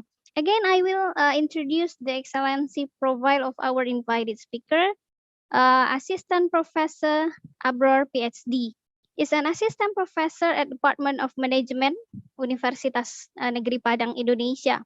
He has published a number of articles in some reputable journals and also reviewer in some international reputable journals such as Journal of Destination Marketing and Management, Tourism Review, etc. Mr. Abror, PhD, took his bachelor degree in Universitas Andalas and master degree in Universitas Indonesia, and he earned his PhD degree in University of Hull, UK. And his research area are covering Islamic marketing, halal tourism, and internal marketing. And thus for this conference, Dr. Abror will present his paper entitled Halal Tourism Marketing in Indonesia, Context of Post-Pandemic Era. Good morning, Dr. Abra. Good morning, Bu Titi. Okay, Good thank morning, you. all distinguished invited speakers and all participants. Okay, Dr. Abra, time is yours, please. All right. Thank you so much, moderator Bu Tri Kurniawati. Bismillahirrahmanirrahim. Assalamualaikum warahmatullahi wabarakatuh. First of all, Honorable Rector and Vice Rectors, and then Dean and Vice Deans of Universitas Negeri Padang, all invited speakers, all participants, and ladies and gentlemen. Thank you so much for this time from the committee to let me share about my research, about my topic here. Yeah. Okay, maybe let me share my screen first.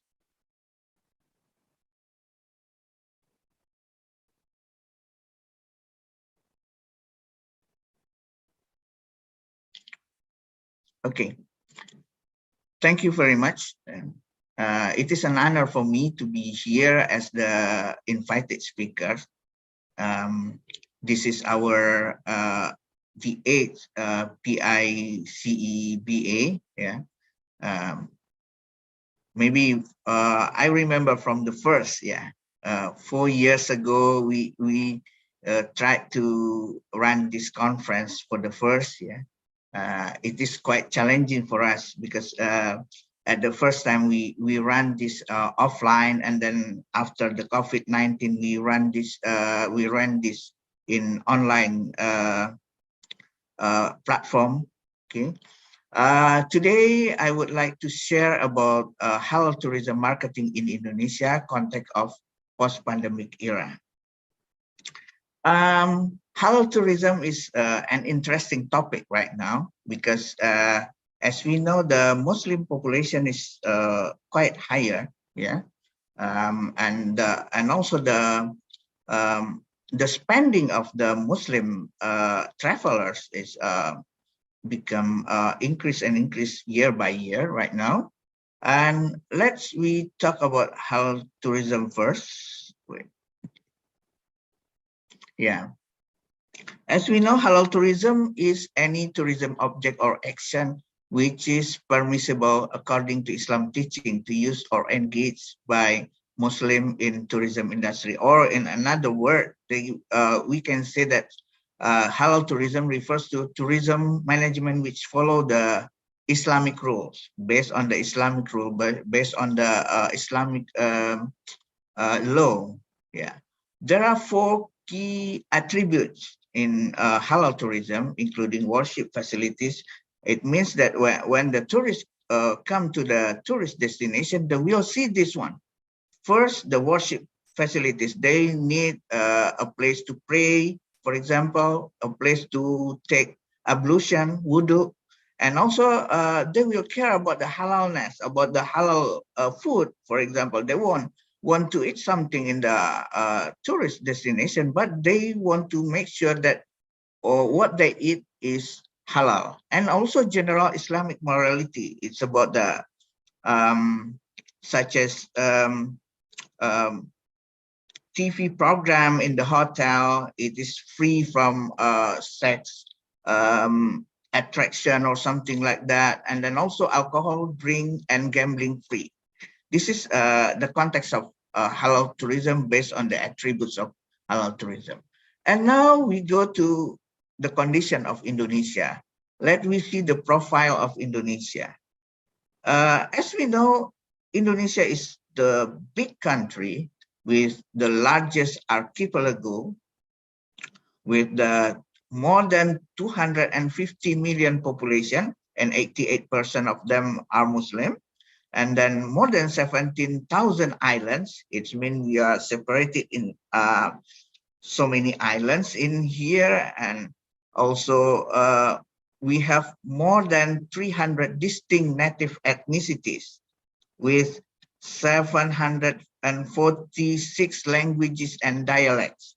Maybe if we compare with other countries, such as UK, maybe Dr. Muhammad from UK. Yeah, maybe in UK we only use maybe 2 or 3 languages. Yeah, maybe Wales is different with the English one, but all of them use English, even though they have so many, what do you call that, accents. Yeah, they have so many accents there. Yeah, but in Indonesia we have 746 languages.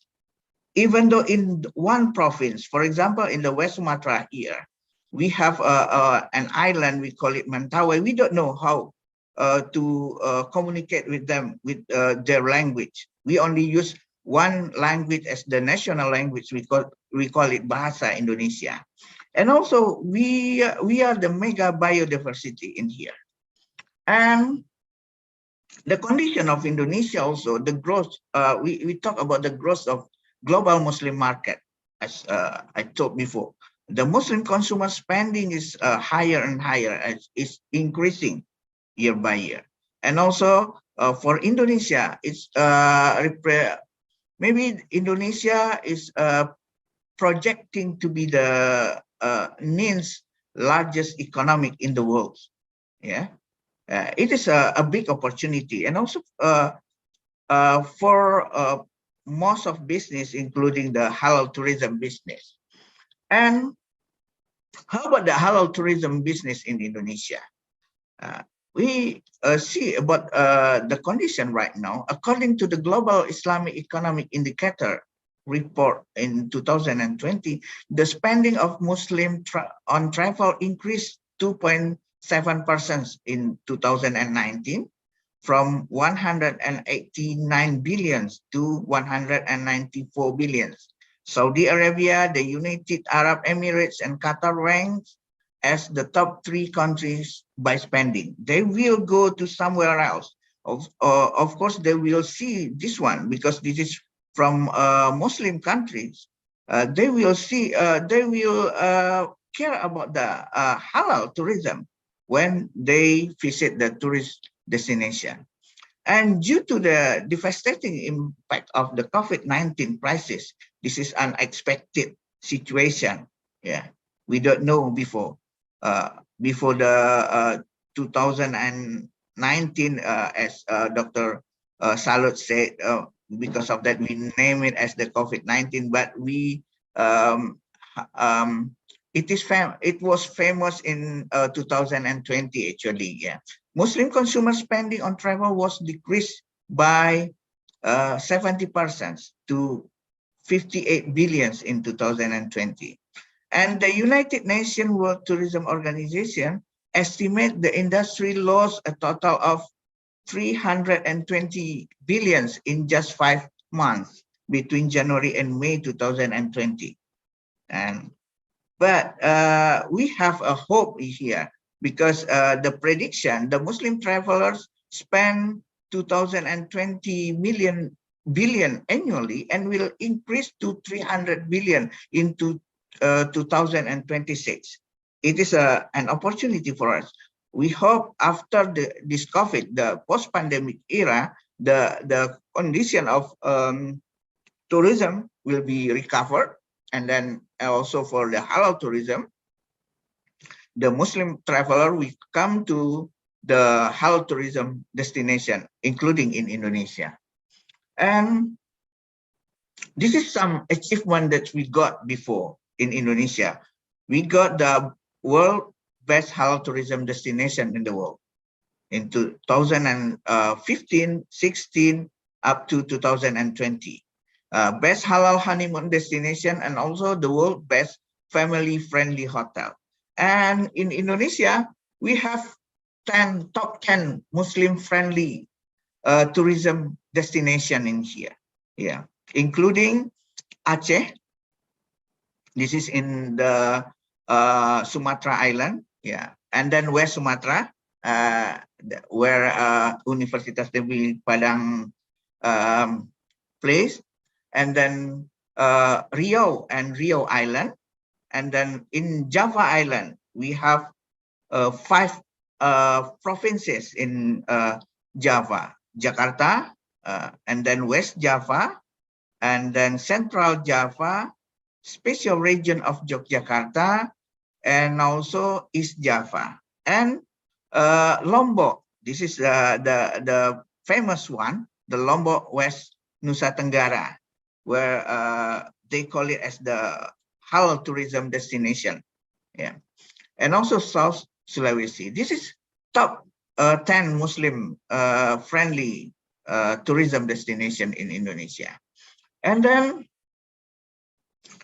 because of the COVID, what's going on with the what happened with the business, especially in the halal business, in the halal economy? They call it the halal economy.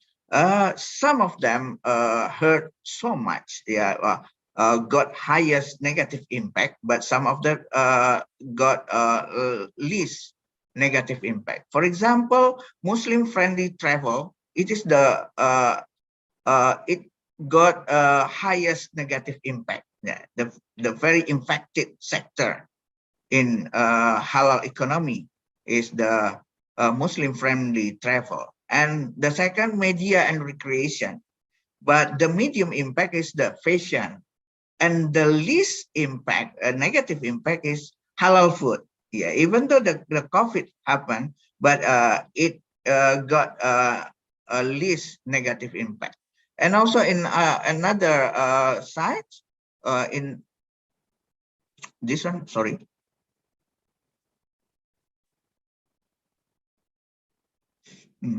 In Islamic finance is the highest negative, got highest negative impact because of the COVID. But the least negative impact is halal pharmaceutical, because they want to produce some medicine, and also they will concern about the halal, like as we know before, the opinion in the I mean the people opinion about the this one, about the vaccine, they will think about, is it halal or not? Some of them maybe think, I don't want to get the vaccine because of it is not halal. And then this is the challenges for the halal pharmaceutical to create the halal vaccine for the future. And then it is the least negative impact for this one. And then what the strategic initiative that should be done to anticipate, to recover from this situation? First, the policy, the regulation development. We have to think about this, not only the government, but also all the stakeholders should be tied together to solve the problem. Growth, simultaneous policy and regulation, and also budget. We have to spend more budget on this recovery. And the second is the marketing and promotion. We need to promote. We need the marketing, how to promote it, how to attract the tourists to come to Indonesia again in the future, in the post-pandemic era, or maybe some people say it is the new normal.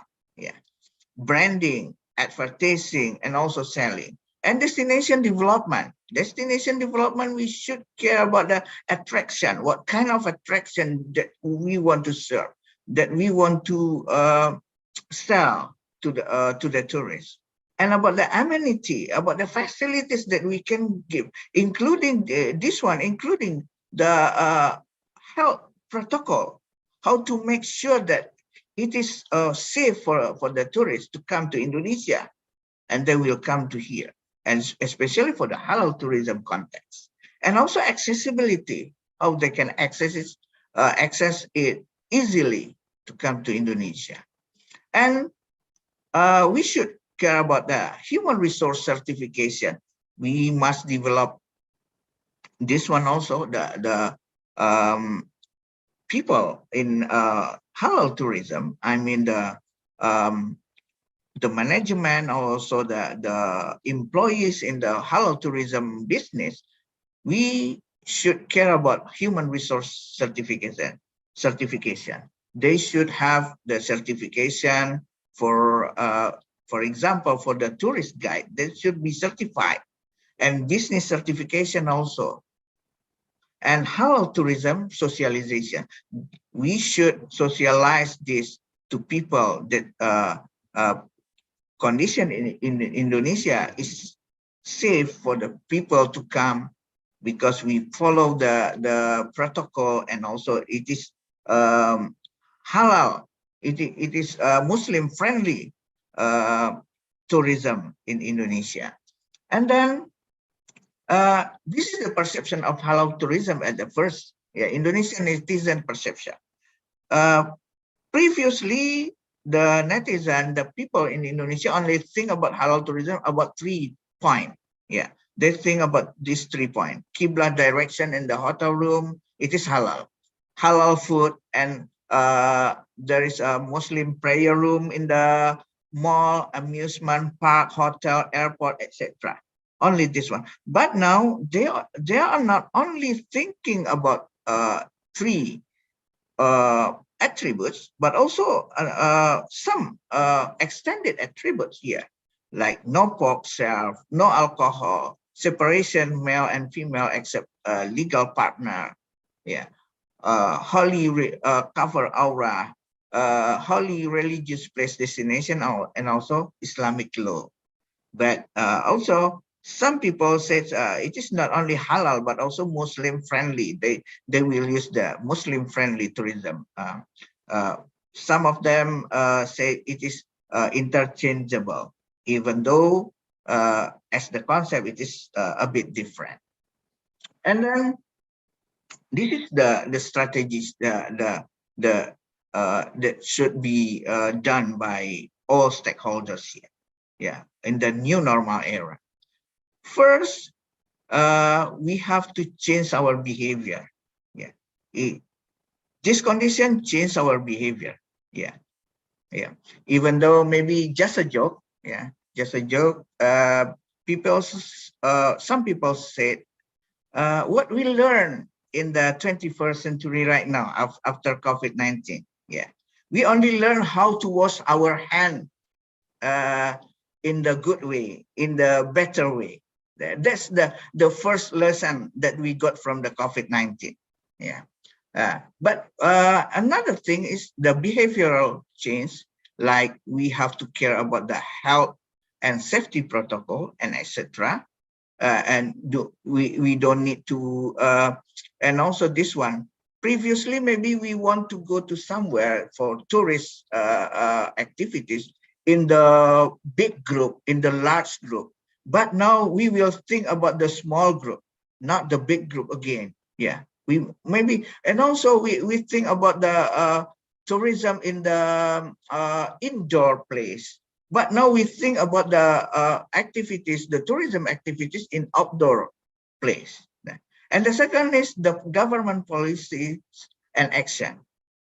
What is that? Reopening the destination. Of course, reopening destination is not easy for us because we have to think about the safety protocol. And now we are not only looking for the foreign tourists. Maybe we now focus on the local, domestic, and inbound tourists. Even the inbound also. The local tourist means it is not only the domestic, but the local. Local means that maybe, for example, in the West Sumatra, we only attract people around the West Sumatra, maybe some neighborhood province that we can attract them to come to West Sumatra, for example. Because it is the most, what do you call that, available tourists that we can attract right now. If we attract people from outside, for example, for foreign tourists, we have a restriction about the government regulation for the tourists come to Indonesia. And the third is health and safety protocol in tourism industry. Everything is changed. We need to wash our hands and then we need to scan or what they call that, scan our body temperature, yeah. And then also we have to use our face mask, yeah. This is a new normal activities that we should do, yeah. And education, communication, and marketing, gaining confidence and trust. This is the next. We need to educate people. We need to communicate. We need to do the marketing activities. Educate and communicate is not only for tourists, what they call people in the tourism industry, but also the resident of the province or of the district of the city. We need to inform them. We need to educate them. When the tourists come, they will not afraid. They will not refuse the tourists to come, as long as they obey the rule, obey the health and safety protocol. And the next need new investment and IT, investment, IT, and R&D, yeah. Because the next maybe the tourism is not only the physical tourism like we do right now. In the future, yeah, in the future, but I think not in the future. Right now, we have seen this one, the virtual tourism. They can use the virtual reality to visit a tourist destination, and then new business model in product and services, like what Dr. Salut said before. Yeah, we need to change it. How we can adapt with this situation, how we can survive with this situation. And the last one is share responsibilities and among stakeholders. It is not only the government job. It is not only the tourism business job, but also all the people jobs. How we share the responsibilities, including the education sector. We need to educate people. We need to obey the rule. Because this situation is not only affect the tourism sector, but all sector. When we can cure the problem in the tourism sector, maybe we can, another sector will be recovered. For example, when tourists come to Indonesia or to West Sumatra, it will increase the national income. It will increase the GDP. It means the people in Indonesia or in West Sumatra will get some money, and then they will get a better life. And then next, this is the government rule. Dr. Abrar, we Yep. still have 3 minutes left. Okay. Thank you. Thank you. The government rules in halal tourism infrastructure, and this is the current topic in halal tourism right now in Indonesia. They think about the gastronomic tourism also. Yeah, in Indonesia especially, they not only see the scenery but also the halal food, because we have so many foods here. And also the new one is the medical tourism. Yeah, the medical tourism, only 4 areas, 4 provinces in Indonesia right now concerned about the medical tourism. And this is some research in halal tourism. Yeah, and we have done some research also and published some research in halal tourism. This is the some of our publication in halal tourism, in halal restaurant, and also halal tourism. And we hope for the next year it will be better, and we get a better life, especially for the halal tourism. And halal tourism become the one of the most contributed sector in our GDP for the next year. This is the current research, our research in tourism right now. We use the social exchange theory. We put social exchange theory about the tourist self-efficacy. I think that's all from my presentation today. Thank you very much for your attention. We hope we can get the feedback also for a better research in the future. And then thank you very much. I will give it back to the moderator. Assalamualaikum warahmatullahi wabarakatuh. Waalaikumsalam warahmatullahi wabarakatuh. Thank you very much, Dr. Abrar, for a very interesting presentation. So, actually, we get a good news from his presentation that Indonesia is one of the best halal tourism country in the world. And I think this is potential for us to get the income from halal tourism, especially for our country. Thank you, Dr. Abrar. Next, we will come to the last presentation of our invited speakers. Again, I will introduce you the excellency profile of our invited speakers. Our invited speakers is Associate Professor Tatsuya Kusakabe, PhD, and he is an Associate Professor in Hiroshima University, Japan. And he has published a number of articles in reputable journals such as Sage Open, Journal of International Cooperation in Education, and etc. And for his education, he took his Master of Education in Fukuoka University of Education, and he got his PhD study in Kyushu University. His research areas are covering social sciences, education, and sociology of education. Ladies and gentlemen, for this occasion, Professor Kusakabe will present the paper entitled Learning Innovation for All Toward a Sustainable Policy Practice Cooperation. Good afternoon, Professor Kusakabe. Nice to meet you. Yeah, nice to meet you. Thank you very much, Chair. Okay. Let me introduce myself before going to the presentation. My name is Kusakabe, Associate Professor of Hiroshima University. I'm very honored to sitting in front of all of you today. It's my pleasure. Even in this difficulty, I can present almost in front of almost 500 audience. It's very.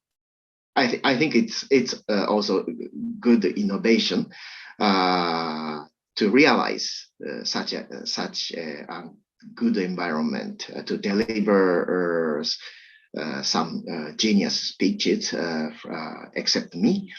Thank you very much. My expertise is the comparative education, and usually I teach to my students, include Indonesian students. My connection between me and University Negeri Padang is not so deeper since several years back, but I sent my ex-student.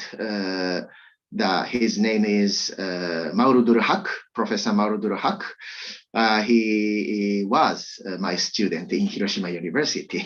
Also, now he is belonging to the Faculty of Language, or I don't know, but he now, I believe that he is teaching the Japanese language at your university.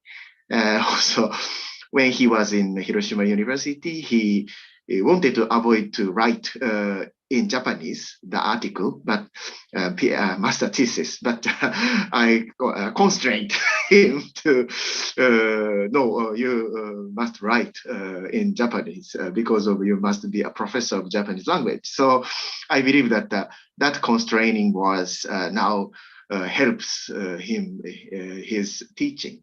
I believe that. Anyway, thank you very much for invitation. I'd like to move on to the my presentation. So let me share my presentation.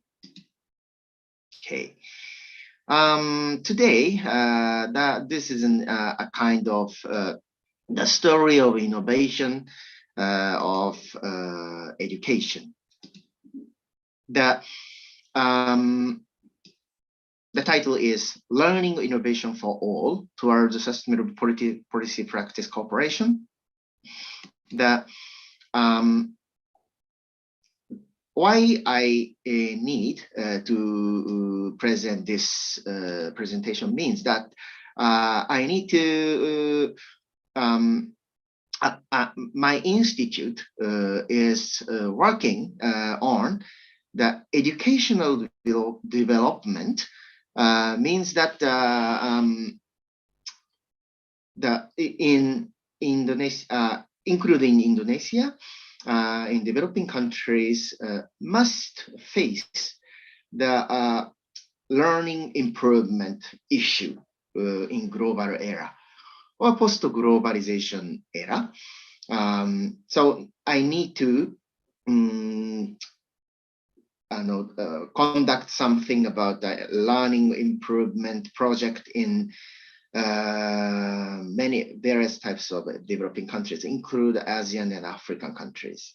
So today I'd like to introduce, let me introduce about problem statement, and also later half I'd like to introduce what our center or counterpart universities conducted the learning improvement project. Okay. So let me introduce about the background of the presentation. Now we are in the, as you know, the networking era. IoT means Internet of the Things, everything. We are connected to each other, or everything connected to Internet. So now we are going to the society 5.0. Maybe the keyword is very famous in Indonesia, I believe that. Yeah. Also AI, big data, robot, everything are now we are going to move forward to new society, society 5.0. This is an Japanese government, several years back, Japanese government proposed to all over the world.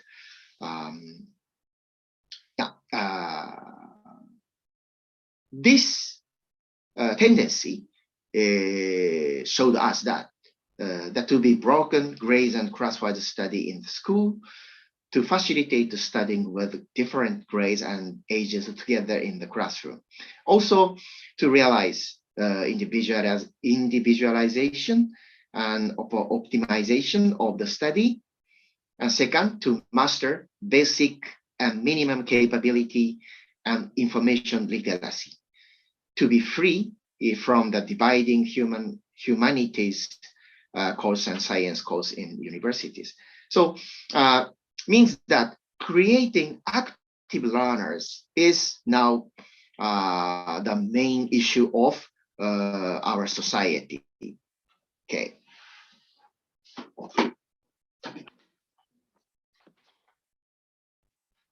Okay. And so, for example, I research about Bangladesh. They already try to digitalize. They call Digital Bangladesh. Also utilizing ICTs in UK in education. That's very, even I can say once upon a time, already UK facilitated the ICTs. Also ICT integrations in Philippines. Just let me introduce about the photo had taken in 25 years back. Already they used to use the ICT equipments in the classroom. Also, our teacher taught less than 20 students in a classroom. This is science. Also, this is the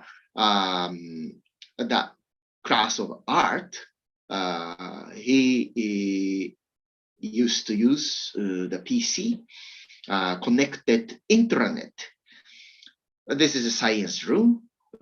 Also, all of the interactive whiteboard connected each other, and teacher already build the ICT contents. So UK try to facilitate the one of innovation by using the not so new technologies. Okay, so the photo is taken in the Philippines, also maybe 3 or 4 years back. The Philippines also, this is the school are located in isolated area. So they try to use about by using the ICT technology and facilitated ICT integration in education. But they didn't have a satisfied network, satisfied PC equipment. So several students shared one PC. I don't know what this is, better environment one, but anyway, they try to utilize the ICT. Yeah. On the other hand, now the previous 3 presenters presented the innovation is necessary. For example, our society, global society, still have the gap between developed country and developing countries. That still we have the deprived area in developing countries. Also, after the pandemic era, maybe we have expectation to be revive the physical world. So I believe that maybe to utilize ICT is also innovation, but hopefully, for example, the Halal Tourism, maybe it will be revived. Also, our society come back to be the physical world. So, this from now, I'd like to introduce the learning innovation. This is the past activities at my center. Just let me introduce, and also this have the hint to move forward after the pandemic. Nowadays, the Japanese patients of the COVID-19 declined very dramatically, and now maybe this week only less than 10 patients. Also, the heavy patients also declined. Hi. So, what issues we have the quality issues in terms of education, that also as the global trend. Maybe we are now reaching a quantitative achievement. I believe that in Indonesia as well, the almost all the students already reached to going to school. On the other hand, some of last 10% issue means some of minorities, groups, poverty households, girls, still now they cannot access. Also, that there are some structural problems. exist behind all the last 10% issue, and also learning improvement issue. This is today's main theme. The consequence of educational development in developing countries has resulted to decline of quality education. This logically very clear, because as you know, that for example, that in the UK, one teacher used to teach in a classroom only less than 20 people, 20 students. On the other hand, please imagine Indonesian classroom. Maybe that's not less than 20. Maybe students number increase over 40, sometimes 50. That is a normal standard in Indonesia, I believe. What's happened means a teacher cannot take care the one-by-one students. Teacher must take care 50 students in one time. So the teachers' quality also needs to improve. Also, ICT, adapting ICT technique is also necessary. Also, culture, fostering the culture, not only the school, but also community, government, or some of the stakeholders must to be related with the school environment. That is my proposal. Okay, so if we left the such a status, gap, discrimination, unsustainability will be happen. So we need to find some of the direction from gap, improve from the gap to equality, discrimination to inclusiveness, unsustainability to sustainability. That's I recognize this is the main issue of our society. Okay, a key point of the presentation. But as you know, we maybe we never say no to improve the education, but government try to invest by the enough budget. That's has another story. I believe that, for example, Japanese government try to cut off the education budget, include higher education. I believe that maybe Indonesia is not. Indonesian government try to invest, but according to my observation, the input from the government is not catch up the reality. So today's key point is that how we establish institutionalize sustainable system models for both learning improvement and inclusive education without enough budget. Okay, so already Hiroshima University has the network. We have the network, for example, international organizations, international cooperation project, also universities in all over the world, including Indonesia. We are calling Africa Asia University Dialogue Network, the AA Dialogue.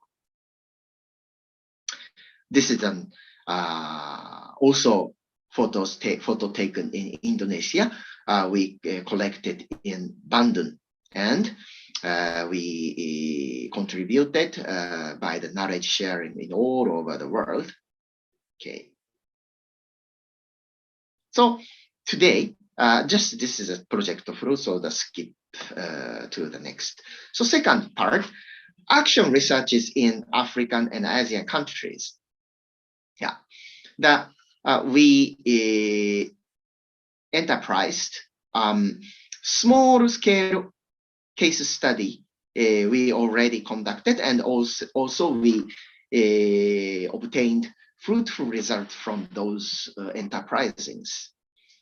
Yeah, for example, let me introduce from the Indonesian case study. Lesson study is also now the already famous project in Indonesia. Indonesia University of Education has the target schools in Bandung lesson study implement. Lesson study is the classroom observation.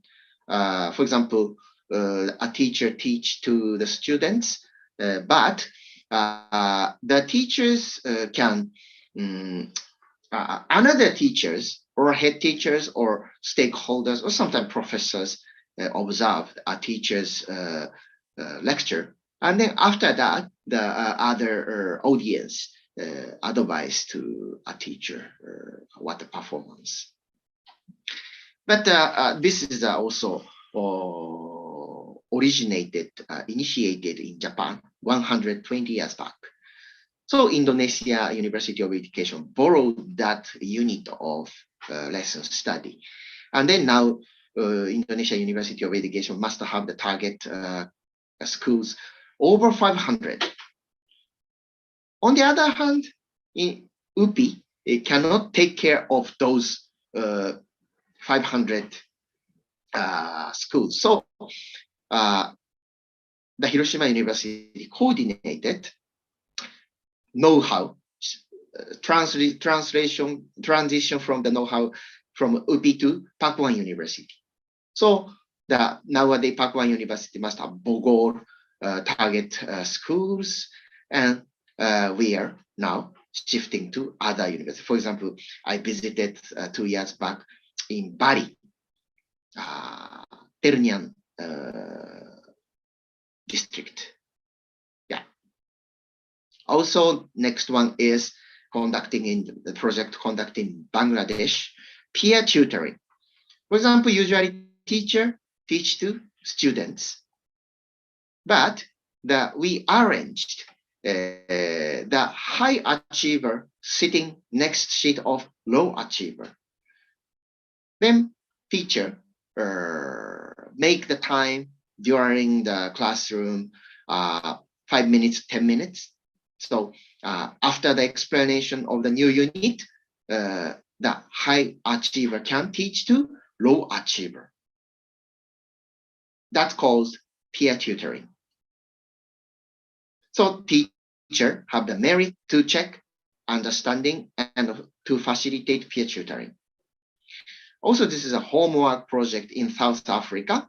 Yeah, when we approached to South Africa, the head teachers said to us, please don't stop within classroom. We'd like to approach to the community. Then I said, yeah, okay. Then community or guardians, we successfully involved them to our project. For example, the homework means usually in Indonesian teachers, maybe usually they give the homework to the students, but I asked to the teachers, please give the letters to fathers and mothers. Also, at the home, the pupil study with father and mothers. So father and mothers can know what the pupil, my son or my daughters study at the school. My university coordinated that. The lesson study in Vietnam as well. So as you know, Vietnam is the Communist Party controlling the government and local government. So Vietnam National University and Hiroshima University team assisted the lesson study implementation, policy recommendation, the lesson study, and also policy. Our analysis and dialogue send to the government. So we established the bottom-up process. Also, school-based tutorial is the school in Ethiopia. The school conducted additional classes an hour on Friday in each subject. So Hiroshima University and Addis Ababa University asked to the Ethiopian middle school, please establish this tutorial unit Monday, Tuesday, Wednesday, Thursday, and Friday. And then we checked after this enterprising. So this is the pre-test in the blue line diagram, and post-test is the red line in the diagram. So after this is the implemented Olonkomi, the clearly different than controlled group. Horeta is controlled group. The Olonkomi test score improved, and learning interest also improved. So, and also in Ethiopia, their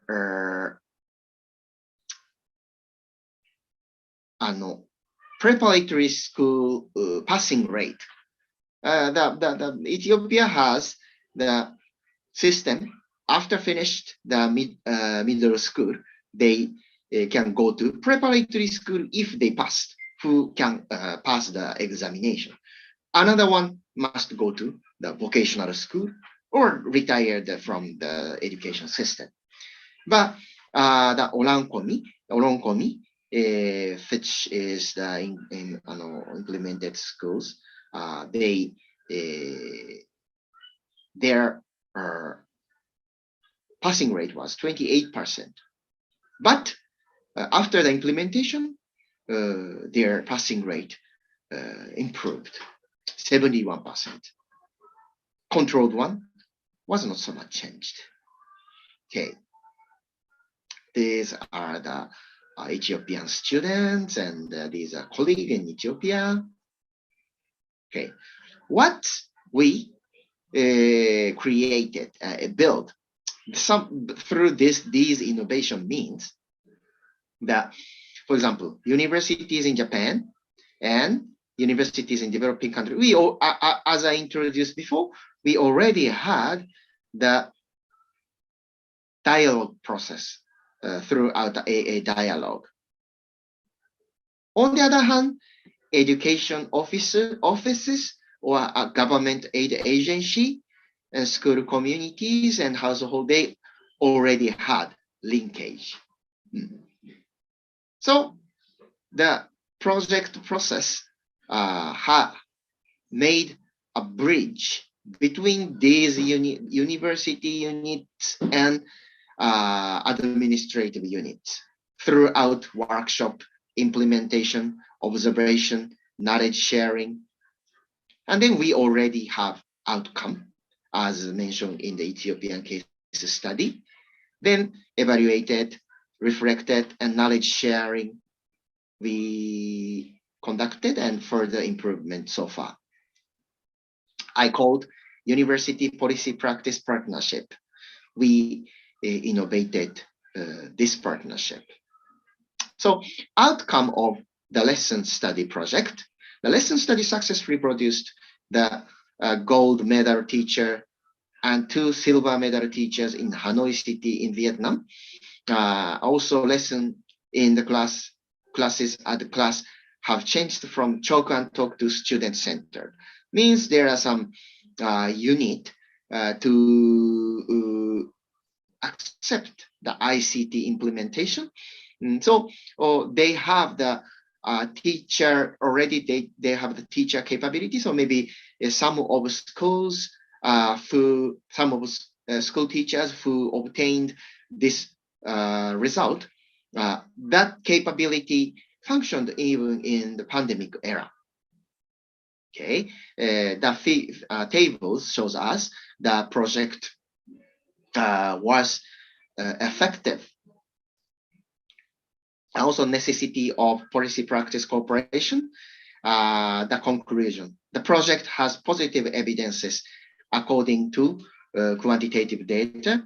The driving force of the pilot project was that all stakeholders, such as Japanese and ASEAN African universities, local governments, and school, had not large responsibility. Usually, the stakeholders must feel heavy responsibility, but we shared by the 4 stakeholders. So somehow we could overcome those projects, and still now it's functioning in each stakeholder. Furthermore, they observed and checked each other. So if some of stakeholders become lazy, we stimulate by the email. And then, okay. So the Professor Kusakabe is observing always. So we should be keen to conduct these pilot projects. The pilot project becoming gradually to be the regular project. Reason why each project had positive impact because we approached educational needs in rural areas in ASEAN and African countries, and have chosen some schools have good practice. A way forward of those projects are disseminated to wider areas from those pilot projects. These are references, and thank you very much for listening. I'd like to get your comments or criticize from the floor. Thank you very much. That's all. Thank you very much, Professor Kusakabe, for very interesting presentations. I think we get new information about the collaboration between Japanese universities and another country, especially developing country. And I think the lesson study project will give the significant impact to the improvement of educational quality actually. Okay, actually, I've been in Japan for 3 times. I do really love to come to Japan, and I really admire the educational system there. I'm happy to see the student walk in a straight line to the school in every morning. It's so nice. Okay, thank you, Professor, for a very great presentations. Okay, ladies and gentlemen, next we will proceed to the question and answer section. We will have how many questions? Let me see. Okay. Now we have, for the first sections of the question and answer session, we have 4 questions. The questions number 1 is from Agra Belva from Universitas Negeri Padang, and the question is for Dr. Muhammad. The question is, in part of conclusion, you have explained regarding to joint pursuance of governance in risk management reforms. But it maybe have different statement between developed and developing country. So we look for your sharing about it. And then the second question from Nur Fadila from EIN Batu Sangkar, Indonesia. The question is for Professor Dr. Salut Muhyiddin. How to achieve good global talent competitiveness index report based on the ability to grow, attract and retain talent in our university environment. And then the third question come from Azizatul Hikmah from Universitas Andalas. And the question is for Professor Abror, PhD. There are obstacles facing Indonesia's tourism industry, namely poor infrastructure. how it can be positive impact to enlarge connection between government strategic policies and action plan. And the last question from Quinta Monica from Universitas Negeri Malang for Professor Kusakabe. Is the government's role needed to assist the implementation of inclusive learning? And what is the government's role in improving education in developing countries? That's all for questions that we have for the first sections of this Q&A. And for the first question, I will let Dr. Muhammad to answer the questions. Time is All yours right. first. Thank you so much for this. Yeah, I think with regard to the way how we can pursue the governance and risk management practice jointly, what we have found first, like I said earlier, is that good governance practices improve risk management disclosure in the higher education sector. And when you look at the UK context, what we have found is most of the previous governance, regulation, and guidelines have been issued separately from those which is related to risk management practices. So over the recent years, there has been emphasized on risk management. If we compare that to the profitable organization, okay? So what we suggested that there should be like a joint report, like a guidelines where the governance structures which emphasize point in relation to good governance practices should be also this report include information about risk management practices as well. Now, in comparison between developed and developing countries, just to make this point, in the UK, first thing is they make these regulation and guidelines as a voluntary disclosure, so they are not compulsory. So it's up to the institution. I mean, what level of information they would like to include in the report. Okay. What I would suggest, but for developing countries, they can apply the same approach, which comply or explain approach. So either they comply with these practices, if not, they explain why not they comply with this code. So that can be done. Also, I think the same scenario applies for even my country, Libya, and other developing country, emerging economies. What they do usually, they mainly focus on governance practices, and they pay less attention to risk management practices and disclosure about these practices. However, like I said earlier, over the recent years, there has been more need for institutions to engage in more disclosure about the risk management, how they manage the risk. When I say risk management practices, I'm referring to for example, now, if you're looking at higher education institution, in terms of the risk of their operation, like, for example, the reputation in terms of ranking, the staff development and training, in terms of, like here in the UK, for example, in terms of the student, international student, how they apply for visa and so on. Maybe it can be strategic risk, long-term risk, which impact the whole operation of the business, not just, which you cannot control as an institution, like COVID-19, for example. So all of these kind of risks, the company have, or the institution, they have to engage in disclosure, how they manage them, okay, for greater effectiveness. So I hope to answer that question. Thank you very much, Dr. Muhammad. And then we come to the question number 2 for Dr. Salut Muhyiddin. I'll repeat again the questions. How to achieve the good Global Talent Competitiveness Index report based on the ability to grow, attract, and retain talent in our university environment. Okay, please, Doctor. Okay, thank you very much, moderator. Yes, usually global competitiveness, talent competitiveness, they're looking for company try to hire and then potential talent. And then in the context of university, like University Padang, for example, attractness, growing and retain.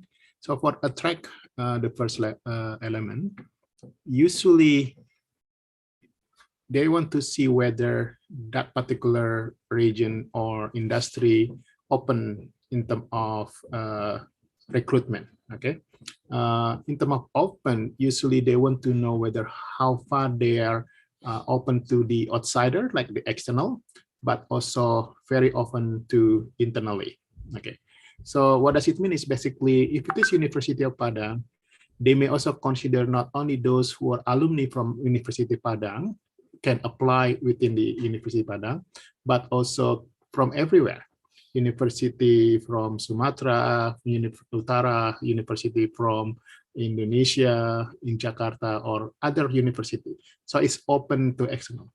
The more that your that university open to the biggest community, that's kind of like the bigger attractiveness. Okay, because just like if you have a market, if it is only one component you sell, you're not going to attract many people. You are too segmented to that particular one. But if you are having availability for different type of product, or different people would like to choose, then they are more open. Okay, so that's in terms of attractiveness. Another one, in terms of growing. Growing is usually measured by what the level of formal education, about lifelong learning. It means this is not kind of like once you're stuck with that one, you can also still grow into, say, like when you enter as the bachelor, there is possibility you grow, become master, and then PhD, and so on. So there is kind of like growing in terms of career as well as the level in terms of your position. So if there are possibility of that one, so that's kind of like more, as well as to say that the growing index is quite higher. So it means everyone who entered that one, when they start in the level A, C, or D, and then they could go growing into level the higher level 1. So that's kind of like the growing in terms of the talent. How to retain? Retain is often measured by sustainability and also lifestyle. It means they're not only thinking about current one, but also thinking about what the prospect in the next 5 years, in the next 10 years. So if university can give like special profile, what anyone who is going to enter to the market of university, what they want to be in the next 5 years or in the next 10 years, say like the career development is there, or about the pension there, that's kind of like also much making your global talent competitiveness is much higher. The higher talent would like to be there, because at the end of the day, everyone want to have very stable, right? That's why become pegawai negeri, civil servant, become more and more again attractive as well to a lot of people, because they're thinking about it going to be sustained. You may have pension, you may have that one, but another study found out that every generation different. In the past, they like to be only one job. Today, they may have different job.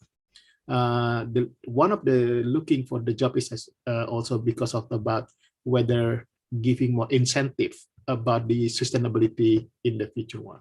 So I think as long as university can provide that, so the global talent in terms of talent competitiveness is not global talent anymore, but more kind of like locally as well globally, talent competitiveness can be higher. I think that's what I can answer. Thank you.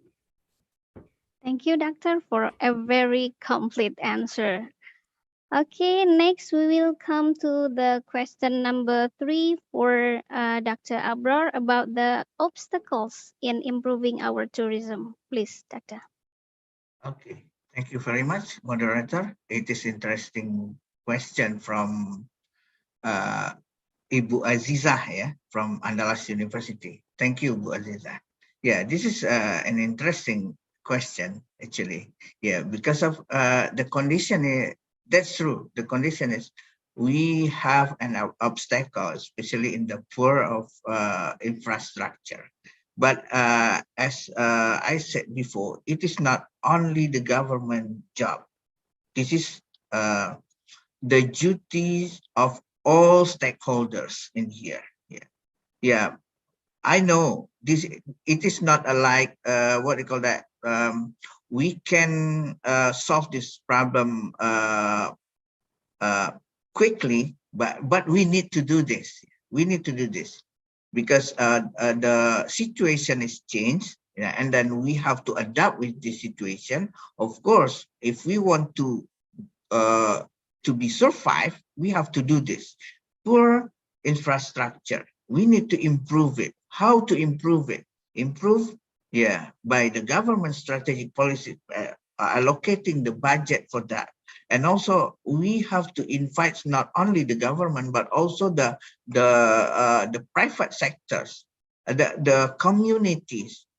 We have to get together to solve this problem, because of the Indonesia tourism strategies in the new normal era. The 7 strategies is share responsibilities among stakeholders. For example, even though the government has developed the infrastructure, but the behavior of the people is not changed. For example, this is the just little small example for that. For the toilet, using the toilet, we can see about that, how people use the toilet, especially in the tourism destination place, yeah, in the tourism destination. And then we can see, if we don't change our behavior, if we don't change our what do you call that, we can say we don't change our behavior. Yeah. Previously, maybe we can see people, maybe they don't clean, they make it wet in the toilet. Yeah. And then when someone else come to that toilet, this is not good anymore. And then it is a problem. Because of that, to make it better, yeah, for the to increase the quality of the infrastructure, we need more policies about that, about the budget, about the behavioral change, and share responsibilities. There is nothing that the government can do without our support, especially all of us, including the educational sector. We need to communicate it. We need to educate people, maybe including ourselves, how to do the good hospitality. Yeah, we call it the first thing in the tourism sector is hospitality. How we can serve the tourists in the good way with our hospitality. For example, another example, when people come and they ask us about something, about maybe about a place, but we cannot explain it in a good way to them. Yeah. For example, maybe because of the language obstacle, for example, that we can't explain it, but we need to improve it time by time. I think if we care about this, all of us understand and aware about our responsibilities, maybe for the future we can recover from this situation and get a good, a better life in the future. Maybe that's it, all my answer. I hope it is answered the question. Thank you. Thank you very much, Dr. Abror. Yes, that's true. It's not just about infrastructure, but also about hospitality and behavior. Okay, next we will come to the question number 4 for Professor Kusakabe about the government's role in assisting inclusive learning and also improving the education, especially in developing countries. Please, Professor. Thank you, Chair. I got it. Maybe I need to answer to the role of the government in the inclusiveness in education. So, the government's role is, maybe needless to say, important in the basis of the create the educational environment in the role in primary, particularly primary and secondary schools. On the other hand, we felt, or still we feel, the government's role must have the limitation to invest to the classroom level, because the maybe inclusive program is happening in the grassroots level. So government may not know what's happened because of education is not to the mass activity, individual activities. I believe that. So of course, investment role, that role of the investment may be necessary. We need to ask to the government, but taking action itself is belonging to each teacher, each stakeholder at the grassroots. That is our philosophy when we conduct something action research. But as I told you, in Vietnam, our activity report went to the government level, and then government can know what's happened, and then they analyze by themselves. For example, in Vietnam, after our the submission of our report to the government established the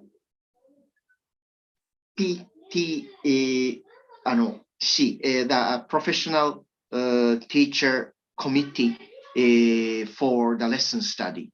They established a committee for the lesson study in the government level, and then they invited 5 stakeholders, the representative of the 5 stakeholders, the professors, teachers, and education office, something. And then nowadays, in Vietnam, they have the strategy, the governmental strategy in terms of lesson study.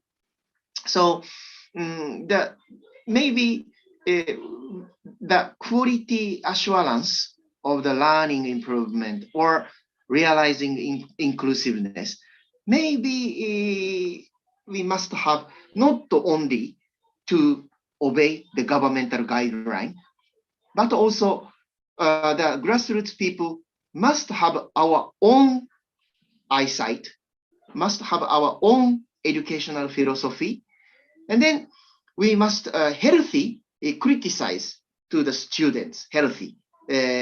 Also, we can say anything, the opinion to the government. That also means that the government is not our upper institute. Government is also the partner between school side and the government.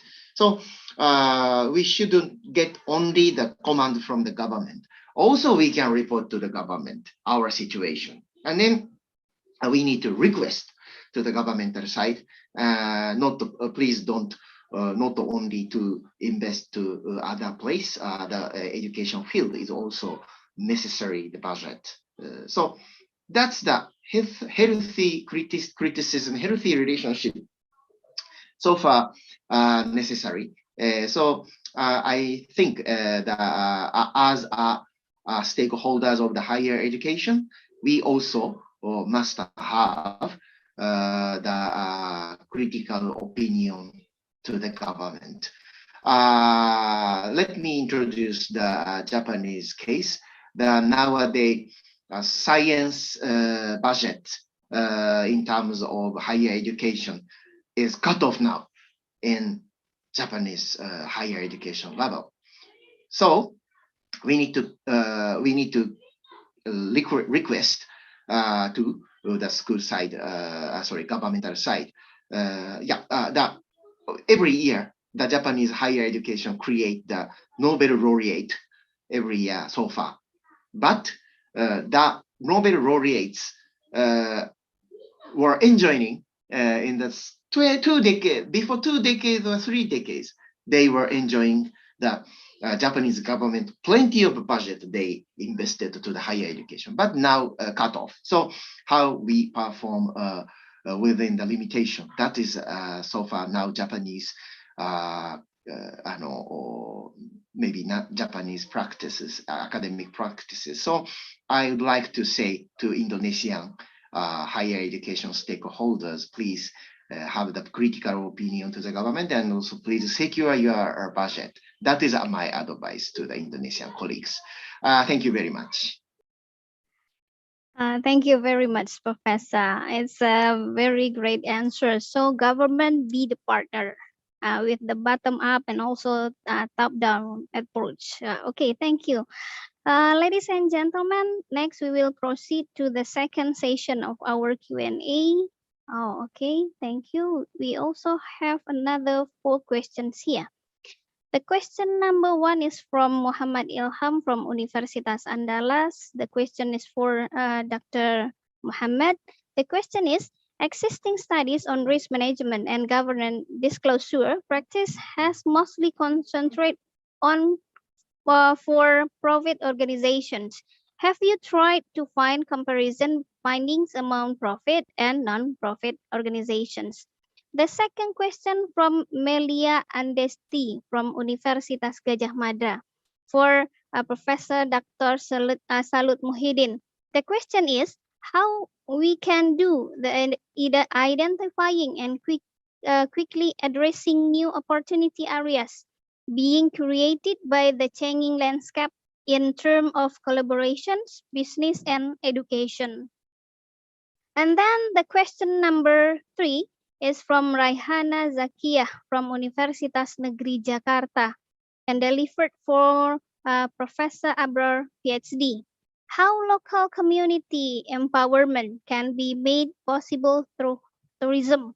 What is the main key for tourism's development in the community? And the last question from Putri Octaviani from Universitas Indonesia, delivered for Professor Kusakabe. What are the efforts to foster non-cognitive skills? Then, what is the proportion in the implementation of learning? Could you share your experience? Okay, we will give the first chance to Dr. Muhammad. Okay, Dr. Muhammad, time is yours. Yeah, thank you so much for this. Yeah, and thank you so Muhammad for asking this question. Yeah. First, now, when we're going to compare the result between higher education institution with the private sector, what I would like to say here, but now for the UK context. Now, here in the UK higher education institution, but now the big one like Cambridge and Oxford University, they are like big multi-million-pound businesses. Basically, they have large amount of assets. For example, now Cambridge and Oxford, they have like large amount of asset, which is equal to FTSE 100 companies. So this is one way. That's why we compare between profitable and non-profitable organization.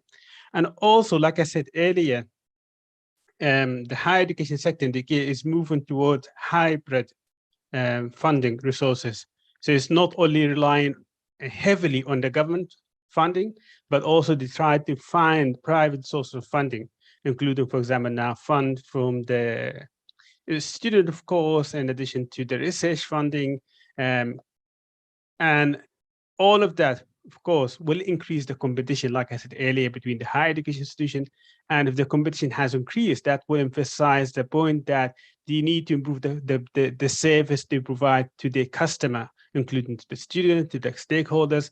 And with the increase of the competition, there is a need for them to meet the expectation, including improving the quality of the teaching, improving the quality of the research, and that come to the point where you need to look at your ranking. But again, now you know that I'm sure you have seen that recently in the UK. I think most of the higher education institutions, they started to emphasize on having like good quality. For example, we have TEF ranking here in the UK.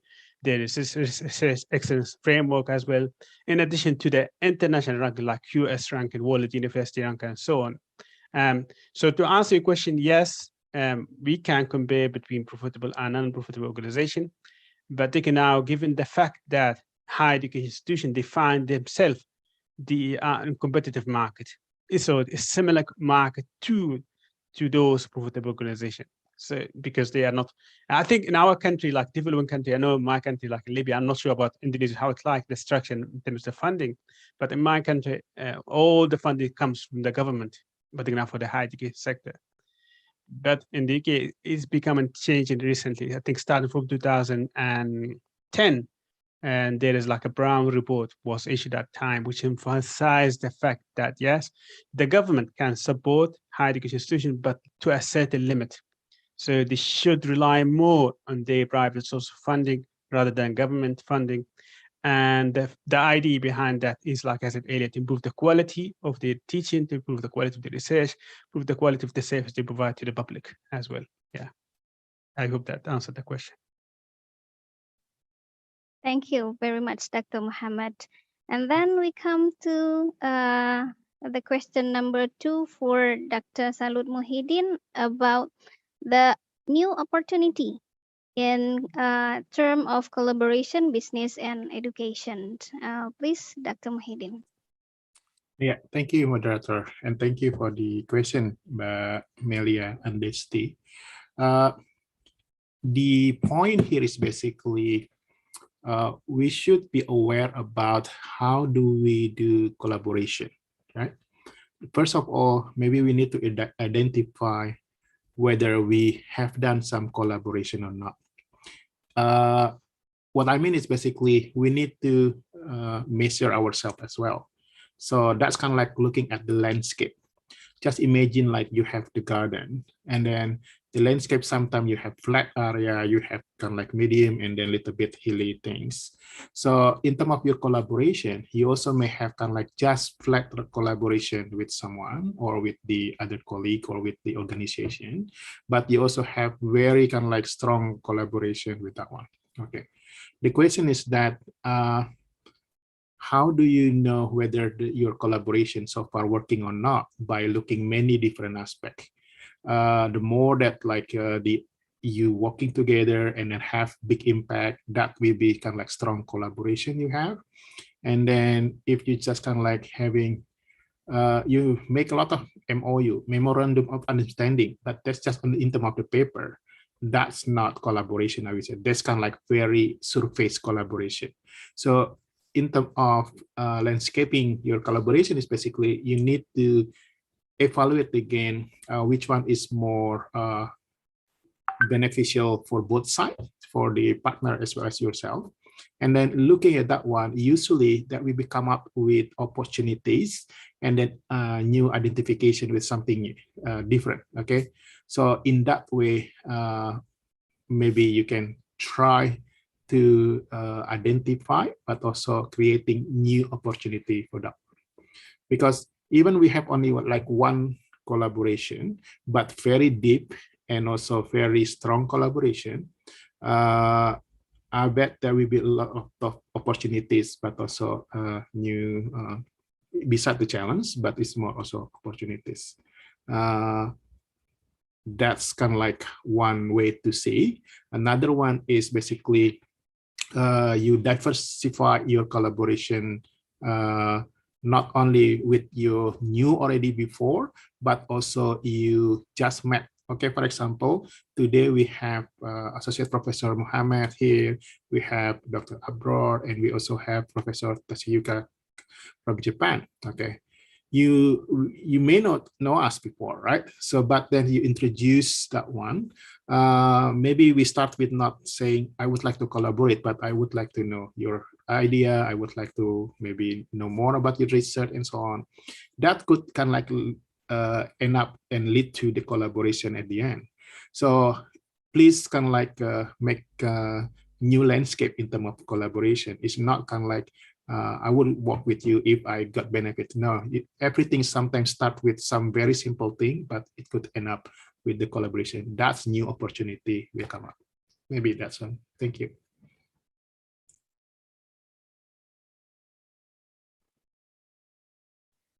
Thank you very much, Dr. Muhyiddin. So it's all about collaborations. And the last question will be for Professor Kusakabe about non-cognitive skills and how to foster it in our educational system. Please, Professor.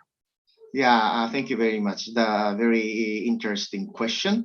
The proportion in the implementation in terms of non-cognitive skills. So as you know, the non-cognitive skill is not only the score in each subject, but also, for example, communication skill or thinking skill or for example, speech skill or output or sharing the process with the other colleagues. That is a non-cognitive skill. But I believe that in Asian and African countries, the students in the middle school level, they must have the non-cognitive skills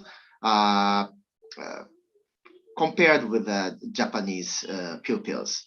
But for example, yeah, as I mentioned before, the previous question, we need to must have the teacher, include the teachers. We must have the philosophy to criticize each other, or we need to accept the criticism from others. So yeah, it's difficult to foster by using this smaller unit. But for example, in UK, Japan, not the Japanese case. For example, Japanese teachers, they must have, of course, degree from the universities, BA, Bachelor of Arts, over the Bachelor of Arts. But for example, the teachers in UK, sometimes even the primary school teachers or secondary school teachers, they must have master or even they have PhD. Or most of the head teachers, principals, they must have PhD. Yeah, so they can make very good dialogue between students and teachers. They can treat students as only a human being, not only the students, but also a human being, and their dialogue power is very good than the Japanese teachers. So I, based on my observation, still there is some space to growing up among Indonesian primary teachers or secondary teachers. Just they try to teach simply their subject contents to the students. But what is the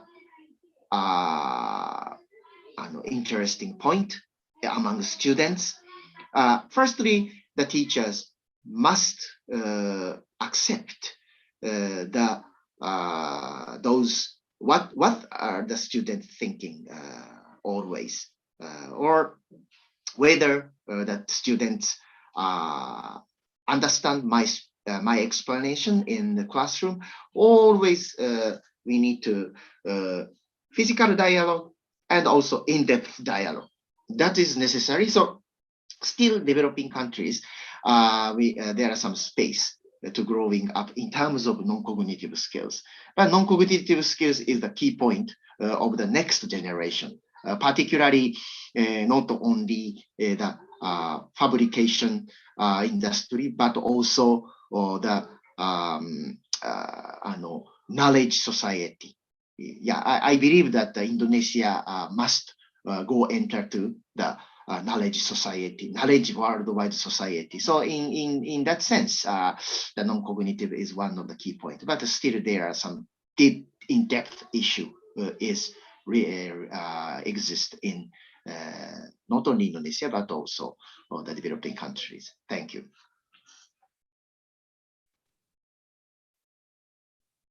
Okay, thank you, Professor Kusakabe, for your great answer. But I'm sorry, I missed one question actually for Dr. Abrar. I'm sorry, Dr. Abrar. It's okay. Yeah, we have the question here about the community empowerment through the tourism. Time is yours to answer the question. Okay, thank you very much, moderator. And thank you to Bu Raihana for the questions. It is a good question. How local community empowerment can be made possible through tourism. This is I think this is the main topic right now also. Maybe previously we also know about the Sabta Pesona and also about the Pok Darwis. Maybe Pok Darwis Kelompok Sadar Wisata. This is the community development, the community what do you call the empowerment of the community for the tourism. They will serve as the tourism management for the tourism destination right now.